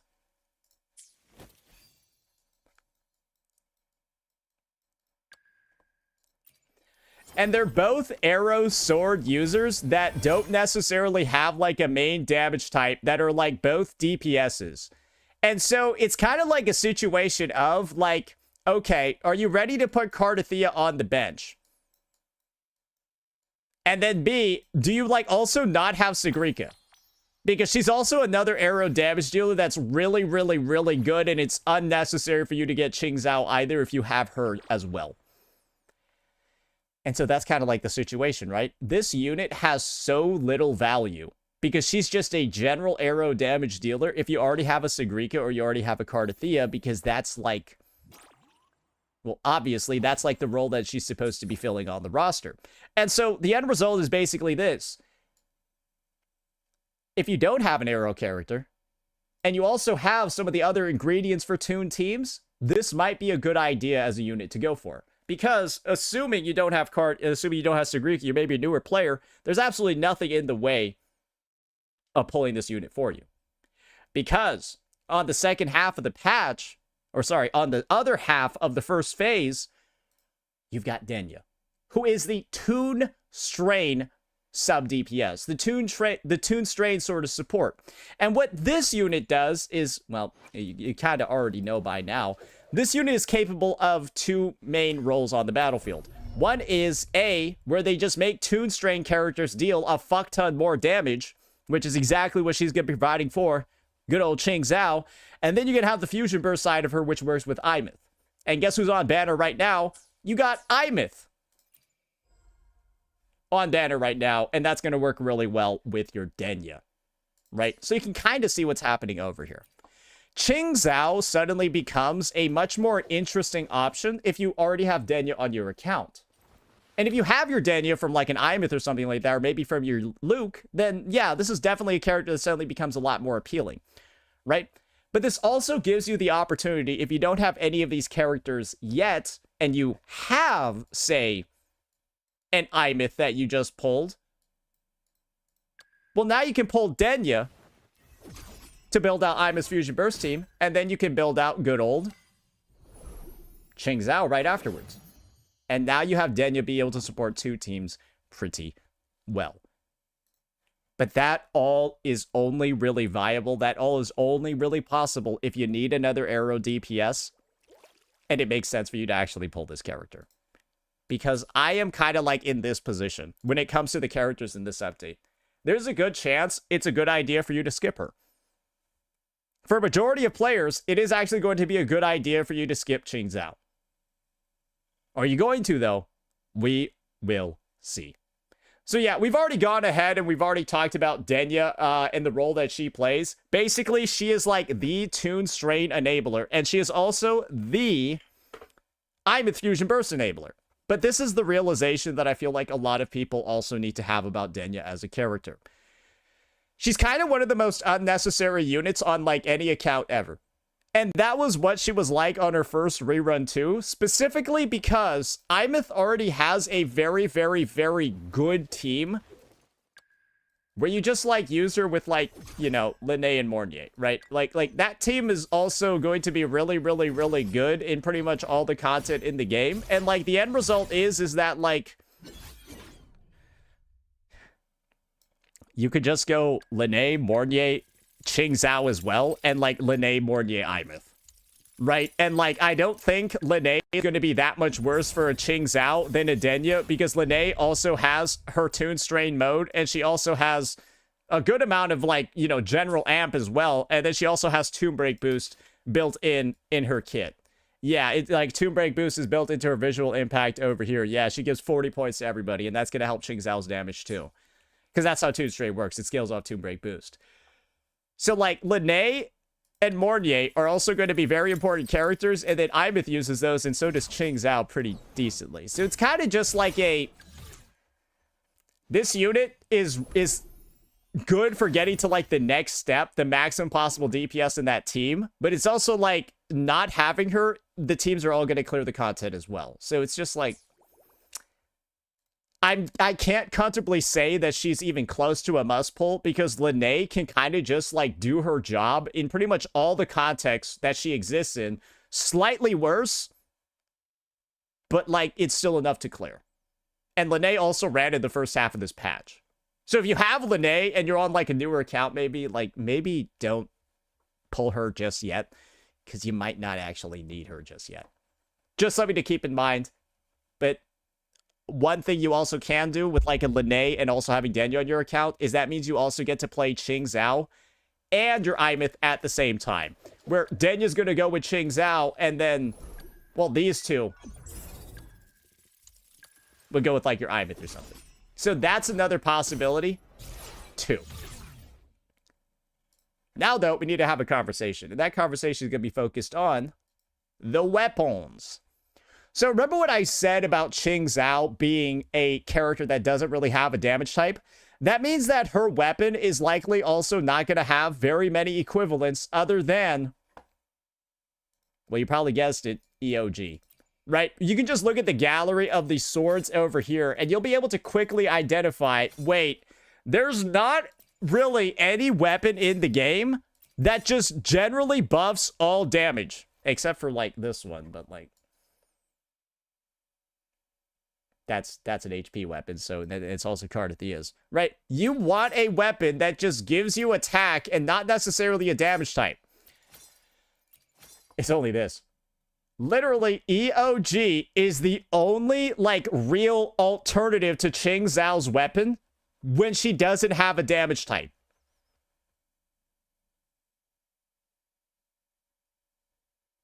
And this is what I'm going to say. Hey, just try her on EOG first, bro. You got to try her on EOG first. Because EOG is also free. Gives attack, good stats, good ER, all of that. And this is obviously going to give a higher damage bonus.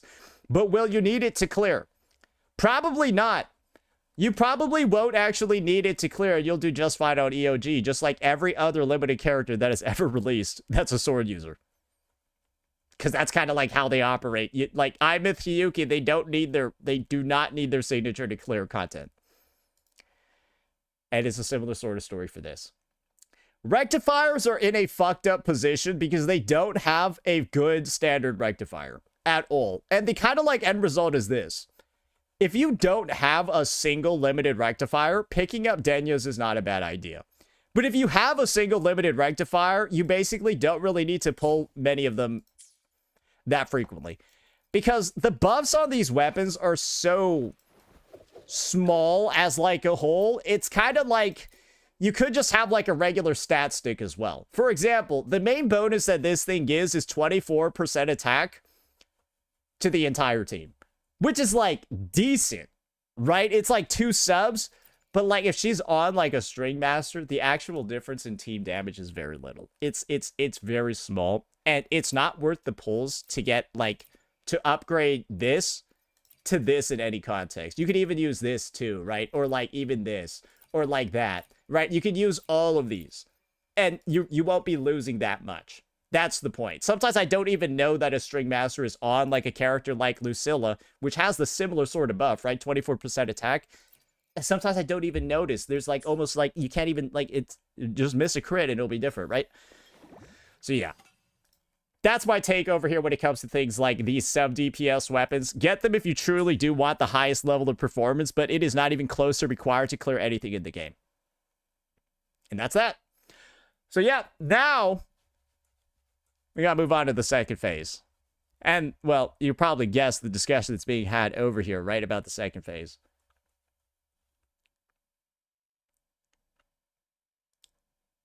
This dude is fucked. I have never seen a set of banners before where one character is getting screwed over so badly, it's like almost unreal. This unit effectively does not have a single teammate across 5 banners because there are 3 in the second phase. So he's just releasing into literally hell. And the only consolation prize is that he is a heavy attack damage dealer. And Mortefi's on his banner. But guess what? He's an HP scaler. So, like, I pray that he's got some type of attack scaling in his kit, right? Because Mortefi is kind of like, oh, sorry. We'll get to the 4 stars on the other banner soon. I realize I completely forgot about them. Yeah, we'll get to the 4 stars on the other banner in just a second. But Mortefi, right, is the shining light on this banner for one specific reason, because he's a heavy attacker. Mortefi buffs heavy attack a lot. He's got a good amount of amp, 38%, right? But then Mortefi's also got this, where he buffs everybody's attack by 20%, and then he's also got static mist too, and then you got Moonlight Clouds, right? See what's going on over here. Yeah, that's a lot of attack buffing. I hope Jing Ran can at least slightly benefit from it. I hope he's got some attack scaling somewhere in his kit, or this is not a good situation, right? And I think the reality over here is very simple. HP scaler that does this. Sorry, I shouldn't have clicked out of that. An HP scaler that does this. This is what Jing Ran's set says. Upon gaining a shield, gain 5% increase in crit rate for 5 seconds, max 4 stacks. So you're spamming shields on this guy. Who really benefits from shield spamming on their DPS? Oh, right, you know. The heavy attack damage amplifier, right? Because that's a lot. 50% heavy attack damage amp is a lot. That proceeds to buff the DPS with the blessing of the wand light when they refresh a shield. Gaining a shield inside the domain grants 1 stack of the blessing of the wand light. 4% all damage amp for 10 seconds, stacking up to 10 times. So he gains up to 90% damage amp for heavy attacks if Yuno is on his team, because he also refreshes the shield, right? And he'll be able to stack this bad boy up. But guess who's not rerunning with him? Yep, no, he's got no Yuno. His best in slot partner is obviously Yuno, but there is no Yuno here. Are you beginning to see why, when you see like, this one character got fucked over? Yeah, you're beginning to see it now, don't you, bucko? Yeah, he's kind of getting screwed. Because this is the thing, guys. You just can't pull him unless you already have like a Yuno on your account. You kind of just don't want to pull him at all unless you have a Yuno on your account, because you don't know when Yuno's coming back. You just have to wait for him. You just have to wait for her. Who knows? And that's not a good position to be in with a limited DPS character, just waiting for their sub DPS and praying that you might be able to complete their team. That's a rough situation, right? And this is the other thing. He's even got the special bonus of being a fusion character, right? And so you could even opt for, potentially, fuck it, right? A mono fusion team incorporating a unit like a Lupa. But there's no Lupa either, bro. Wait, why is your shit invisible? Oh, okay, there we go. Right. There's no Lupa either, bro. So it's really a matter of this. You kind of already need to have existing characters for this guy to not, like, be griefing your account. And that just makes him a complete skip for every new player. And the fact that a banner is being designed like this, where you're being told, just don't pull this if you're a new player, that seems kind of off to me. I'm not, like, particularly a big fan of that. Because remember what I said about this? You don't really want to pull this unit unless if you already have Cardathea or Sigrika, right? So you're like incentivized not to pull this unit as a veteran, and you're incentivized not to pull this unit as a new player. I don't really know what is supposed to be going on with these banners, because they kind of feel unattractive as a whole to like various different parts of the player base. And I feel like I've never seen banners like this unattractive to like two different sides so strongly at once. Basically, what I'm trying to say is, new unit-wise, it potentially is the most skippable update in the history of the game. New unit-wise. And that's unfortunate, because that's just by Kuro's own kind of, like, design. It's kind of like by Kuro's own design, because they decided, hey, let's put Hiyuki and Mornier on here. Fuck Jingran. But now we gotta go ahead. Since we covered Jingran, I probably already got into it. You kind of really can't pull him unless you already have his other teammates like Shorekeeper, Yuno, Lupa, or Mornier. Now we'll start talking about the 4-star characters in the first half, because I realized I skipped that. They're both useless. Yang Yang and Baizhi are both giga useless, and you should probably never use them anymore. However, Sanhwa's pretty decent, so that's pretty cool. And, like, I think as we mentioned before, Sanhwa chasing her to S6 is kind of like the move, but, like, I don't know anyone that doesn't have an S6 Sanhwa by now.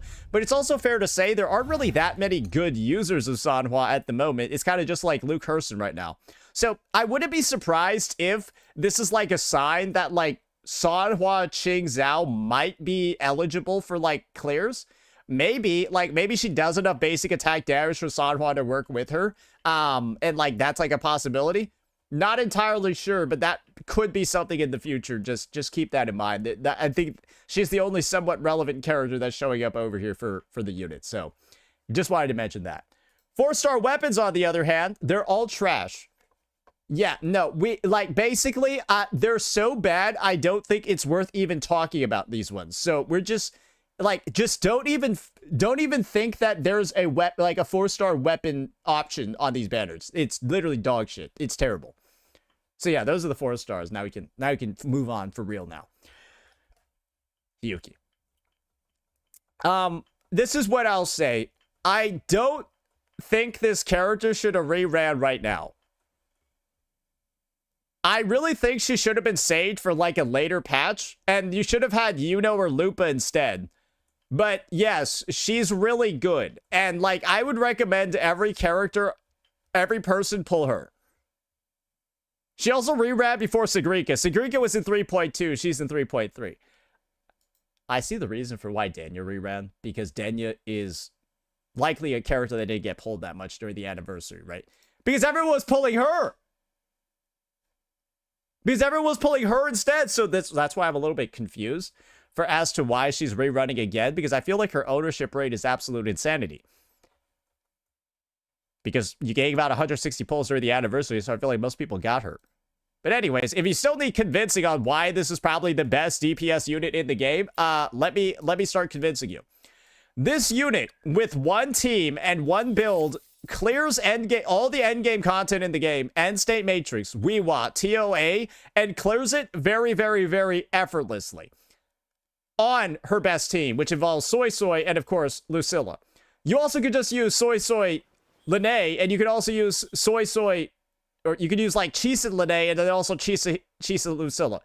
She basically has like interchangeably like 2 different supports and 2 different sub DPSs she can use for like a bunch of different team combinations, and they all fuck up everything in the game. I would recommend you pull her over Imeth. I would recommend you pull this unit and build her team over every team in the game. And my recommendation for every like newer player, or really just any player in general, is to like have this team. Because it is like, it just does everything. I think it's the best team in the game because it just goes and murders every game mode. Every single one with like the same playstyle and all of that. You don't need to change anything. It is just the most consistent team I played. So that means if you pull the Soy Soy, go for it. Right? Because then you can just put, guys, remember what I said before? You can just slide into Lene in here and she's like almost the same.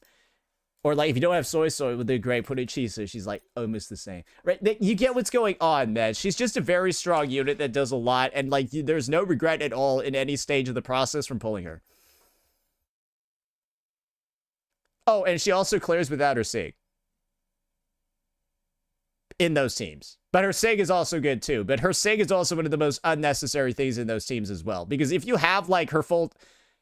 Yeah, you don't, I think everyone can tell you do not need her Sig. Like, we've done so many tests with it. You do not need her Sig. And that's like another strength about her character too. She is crazy. She's really good. And if you don't have her, you should get her.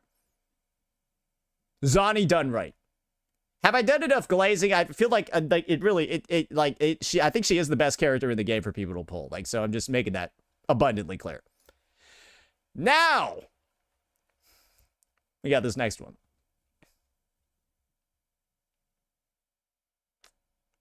Mornay's back. Bro, wasn't she just here? I feel like she was like just here, so it's like kind of surprising for her to be back already, but like, yes, she is back.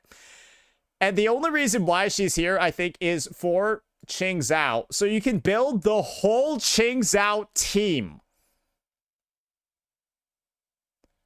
Because she's the DPS, she's the sub DPS, and this bitch is the support. This cripple is the support. That's kind of like it. So yeah. Pulling Mornier right now, I think it's a very simple decision of whether or not you pull Mornier. If you want to play any Toon team, Mornier is a very, very, very recommended unit. However, if you don't want to play any Toon teams, she's useless. However, Toon teams feature Luke Herson, Imeth, Lene, and of course, Denya. Right? But a lot of those characters, other than Lene, also have different teams that they can play. Like, Imeth has Fusion Burst, for example. So on and so forth.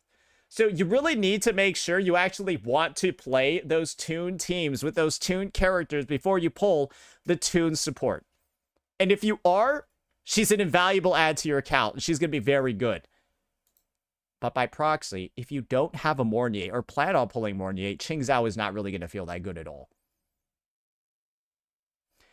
And so, I think Mornier's value inherently does depend on how many more new Toon characters get added.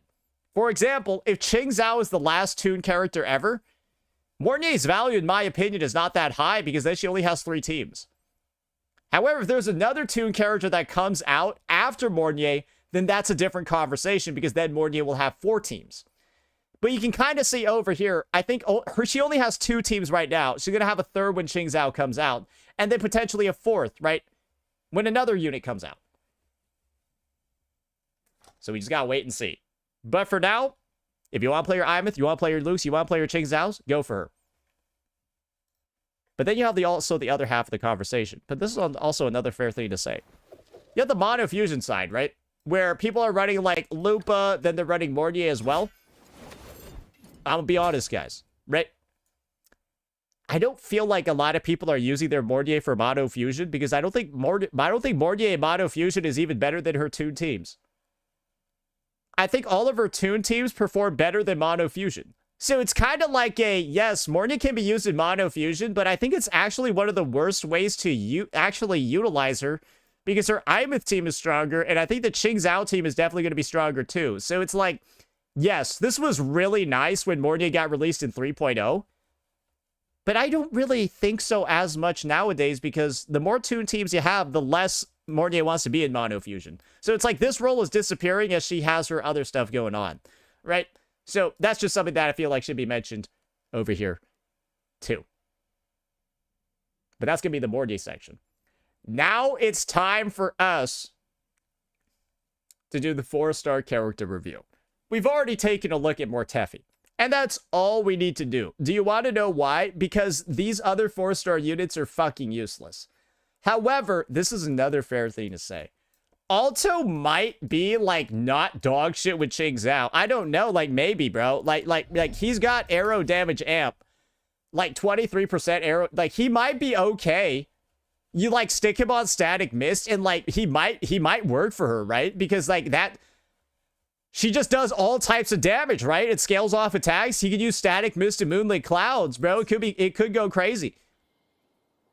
You know what I mean? You know, I'm coping, but like that's a possibility for you out. I'm just trying to find any possibility because this character is shit. And Yanbu is like, don't even think about him as a unit. He's a parasite. All right, now let's start moving on. Now that the 4 stars are covered, let's start taking a look at the weapons. And this is what I'll say about this bad boy over here. This is, I think, the coolest looking weapon in the game. This thing looks so badass, it's unreal. It changes colors too. It also turns green. So, yeah, this weapon looks sick. But there's also another thing that people are speculating about as an HP scaler for Jingran. This is Jingran's weapon. HP scalers, at least from the one that we've had in the game, they feel like their weapon is mandatory because, well, there's no weapons that give HP as a stat. Except for their SIGs, usually. And I've looked and there's no broad blades that give HP except for potentially his SIG. So it's like, this is the case. If Jingran's weapon gives noticeable stats that are really hard to find elsewhere, then it is going to feel like a must pull. I don't think there's going to be any ifs, ands, or buts about it. That's kind of obvious, right? It's going to feel like a must pull. However, if it doesn't, then maybe not. Because what's a weapon that actually already exists? I'm just saying. I'm just saying. He can use this. He has to be able to use this. I'm just saying. Because that is about the shield part, right? Is the part that doesn't work on any character, but it will work on him. And that's a lot of defense ignore. Who knows? That's a lot of attack too. Hopefully he's got attack skillings, right? So yeah, I'm saying he's got at least one other weapon option. Like Cardathea had 0, he's got at least one that maybe does something. That maybe does something. But we'll have to see. But like we said before, when it comes to HP scalers, their weapons do feel kind of mandatory based off the lack of split scaling. But I feel like if Jing Rad actually has split scaling, maybe not a bad idea. And of course, his details haven't even come out yet. And so when he's the second half character, we'll have a bigger... Don't worry, the video about his weapon and its value will be coming out. Don't worry, bucko. Don't worry there. Okay, now we got Hiyuki's weapon. You've already heard me talking about this one quite a bit, Frostburn. And the main thing you've heard me say about it was that it's entirely not necessary because Hiyuki and her teammates, they work together very well. One of the main reasons for why Frostburn isn't necessary is because when you have at least one of Hiyuki's negative status enablers, Glacial Chafe is a significant portion of your damage. And this weapon does amplify Glacial Chafe damage a little bit, but it's only 20%. The other amp actually comes from her teammates and like her kit itself. The end result is that this weapon actually doesn't have that crazy amount of like damage bonuses. It's got like 10% defense ignore, 28% Glacial Chafe amp, but like not really anything else other than that when it comes to the personal damage side. That essentially just makes it so that EOG, like this is one of the, I think, less powerful weapons in the game. I'm just trying to be entirely honest with you here. I don't actually think it's that powerful. I think Hiyuki's kit is strong. And so that's why Hiyuki on EOG kind of just doesn't even feel that much significantly worse. Because if a character feels like more of their strength is from their kit, then less of their weapon matters. And Hiyuki's one of the strongest examples of that because she's so good on EOG. And it's the other thing. EOG is also like a frost sword, right? So it's got like look, it's got the frost and stuff. So it like fits her because she's ice. You get what I'm talking about. Anyways, what else do we got? What else do we got now?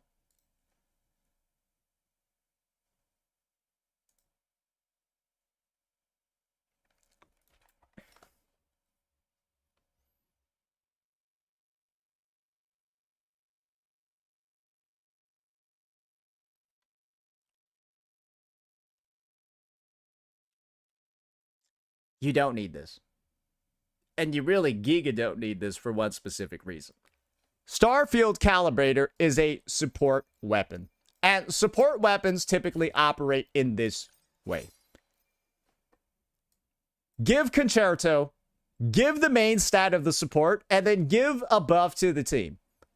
If you think one crit damage substat, 16% defense, and some ER is worth 80 pulls, go for it. I'm just going to be using Discord, though. An R5 Discord, which gives like 25% less ER. You can still meet Mornier's ER requirements. Way more Concerto than an R1 version of the weapon, because you're probably going to have multiple copies of this. And like that's, I'd rather have Discord, because it actually makes your rotation faster. And this is also the other thing. What's on this weapon banner?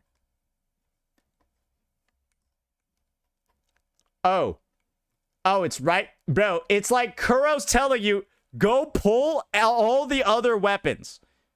Just build up pity on... If you feel like you need Mornier's weapon, go build up pity on these two. It'll be a better... It is literally better to build up pity and get a copy of one of these than it is to get this. I'm serious. It's better to build up pity on a weapon to get Discord. Get one of these weapons than to pull this. This is legit an account, like this is one of the worst uses, I think, of somebody's resources that you can possibly have. I'd rather have one of these floating around as a stat stick. I'd rather have one of these floating around, even if it doesn't have a user, than have this thing. Plus, you'd have a copy of Discord, most likely, right? Just go for that instead. This is one of the, alongside Soy Soy's weapon, right? Or alongside good old Shorekeeper's weapon. These are some of the worst investments that people can make, and it is not worth the pulls in any circumstance. It's kind of just here so that you can laugh at the people that pulled them. Actually, you shouldn't laugh because they're likely whales and they're supported the game. So you should actually praise the people that have these. I don't have this, though, because even though I do pull every character and every weapon, I still skip every support's weapon. I pull every unit and every weapon, and I have skipped every single support weapon. I'm not joking. These are the main... It's just these guys and Jeja. It's these guys and fucking Jedja, bro. Those are the ones I don't have. So yeah, that's going to be the overview. Now we got to get into the 4-star weapons. They're all shit except for variation. Or sorry, they're all shit except for Discord. I've already gone over why Discord is good. It's because it lets you skip Mornier Sig. So pretend that Discord is the only weapon on here and everything else is a brick, and you probably should be good for this weapon banner moving forward. Yeah, that's what I'll say. So yeah, you can probably see from the design of this banner over here, this is meant to be a like Ching Zhao celebration. This is meant to be a, hey, go pull this unit, then go pull her support, and then go pull her other support. We're just going to throw in Hiyuki in case you missed her somehow during the anniversary, or you weren't playing during the anniversary and now you want the best unit in the game. We're going to throw her in here for some godforsaken reason. Go for it. And fuck this guy. Yeah, fuck this dude. Yeah, who cares? Hey, you don't have Yuno? Go fuck yourself. That's just what it feels like. Hey, you don't have Yuno already? Like, because that's like it. And what I really expected to have happened was like this. Instead of this unit, it's Yuno. And then I feel like this would have been a normal set of banners. And I have no real issues with. But the fact that Yuno's not here, you don't know when she's coming back, and she's basically slated to be, like, glued to the hip to him, and, like, you don't even know if you're going to be able to play that team, that's painful. And this is what I'm hoping. The 3.7 live stream will run alongside his banner. Right? Just like how Soy Soy ran alongside the 3.6 live stream. And so I am just simply praying that Yuno gets announced as the first phase banner or the second phase banner of 3.7. And if that's the case, I'm actually okay with this. If Yuno is announced to run during 3.7, I'm okay with this because effectively, it's actually way more possible to build Jingran's team. Right? Because you would just simply need to pull him and then you can save the rest of the update to get Yuno. While for Ching Zhao enjoyers, you gotta kind of gotta go for both, right? And then or one of them's gonna disappear. You get what I'm talking about, right? So if that's what they're doing, they're simply just waiting to announce Yuno for 3.7, then I think he gets a lot more appealing. But in a similar vein, if Yuno is not announced for 3.7, oh my god. Oh my god, he's fucked, right? It's also like, it can be really good, it can be really bad as well, right? So you get what's going on over here. So my position on this overall banner and the design of it, it is still TBD. It actually relies on the 3.7 live stream for me to make final confirmations on it. But at a first glance, yes, he is getting fisted. I don't think anyone can really disagree with that. So, yeah, hopefully this overview, this breakdown, this banner analysis was helpful for all of you. Let me know what you all thought. Peace. All right, goddamn. Okay, so I think I got everything I wanted done.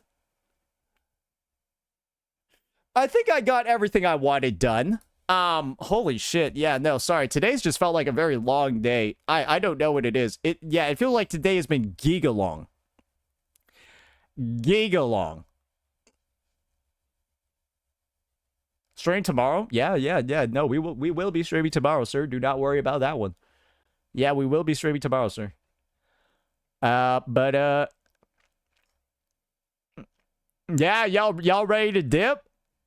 Y'all ready to dip? I feel like we had an adequate coverage of everything. And I don't really think there's anything even more to cover. Right? I can't even think of stuff. Yeah, I can't even think of stuff. Right?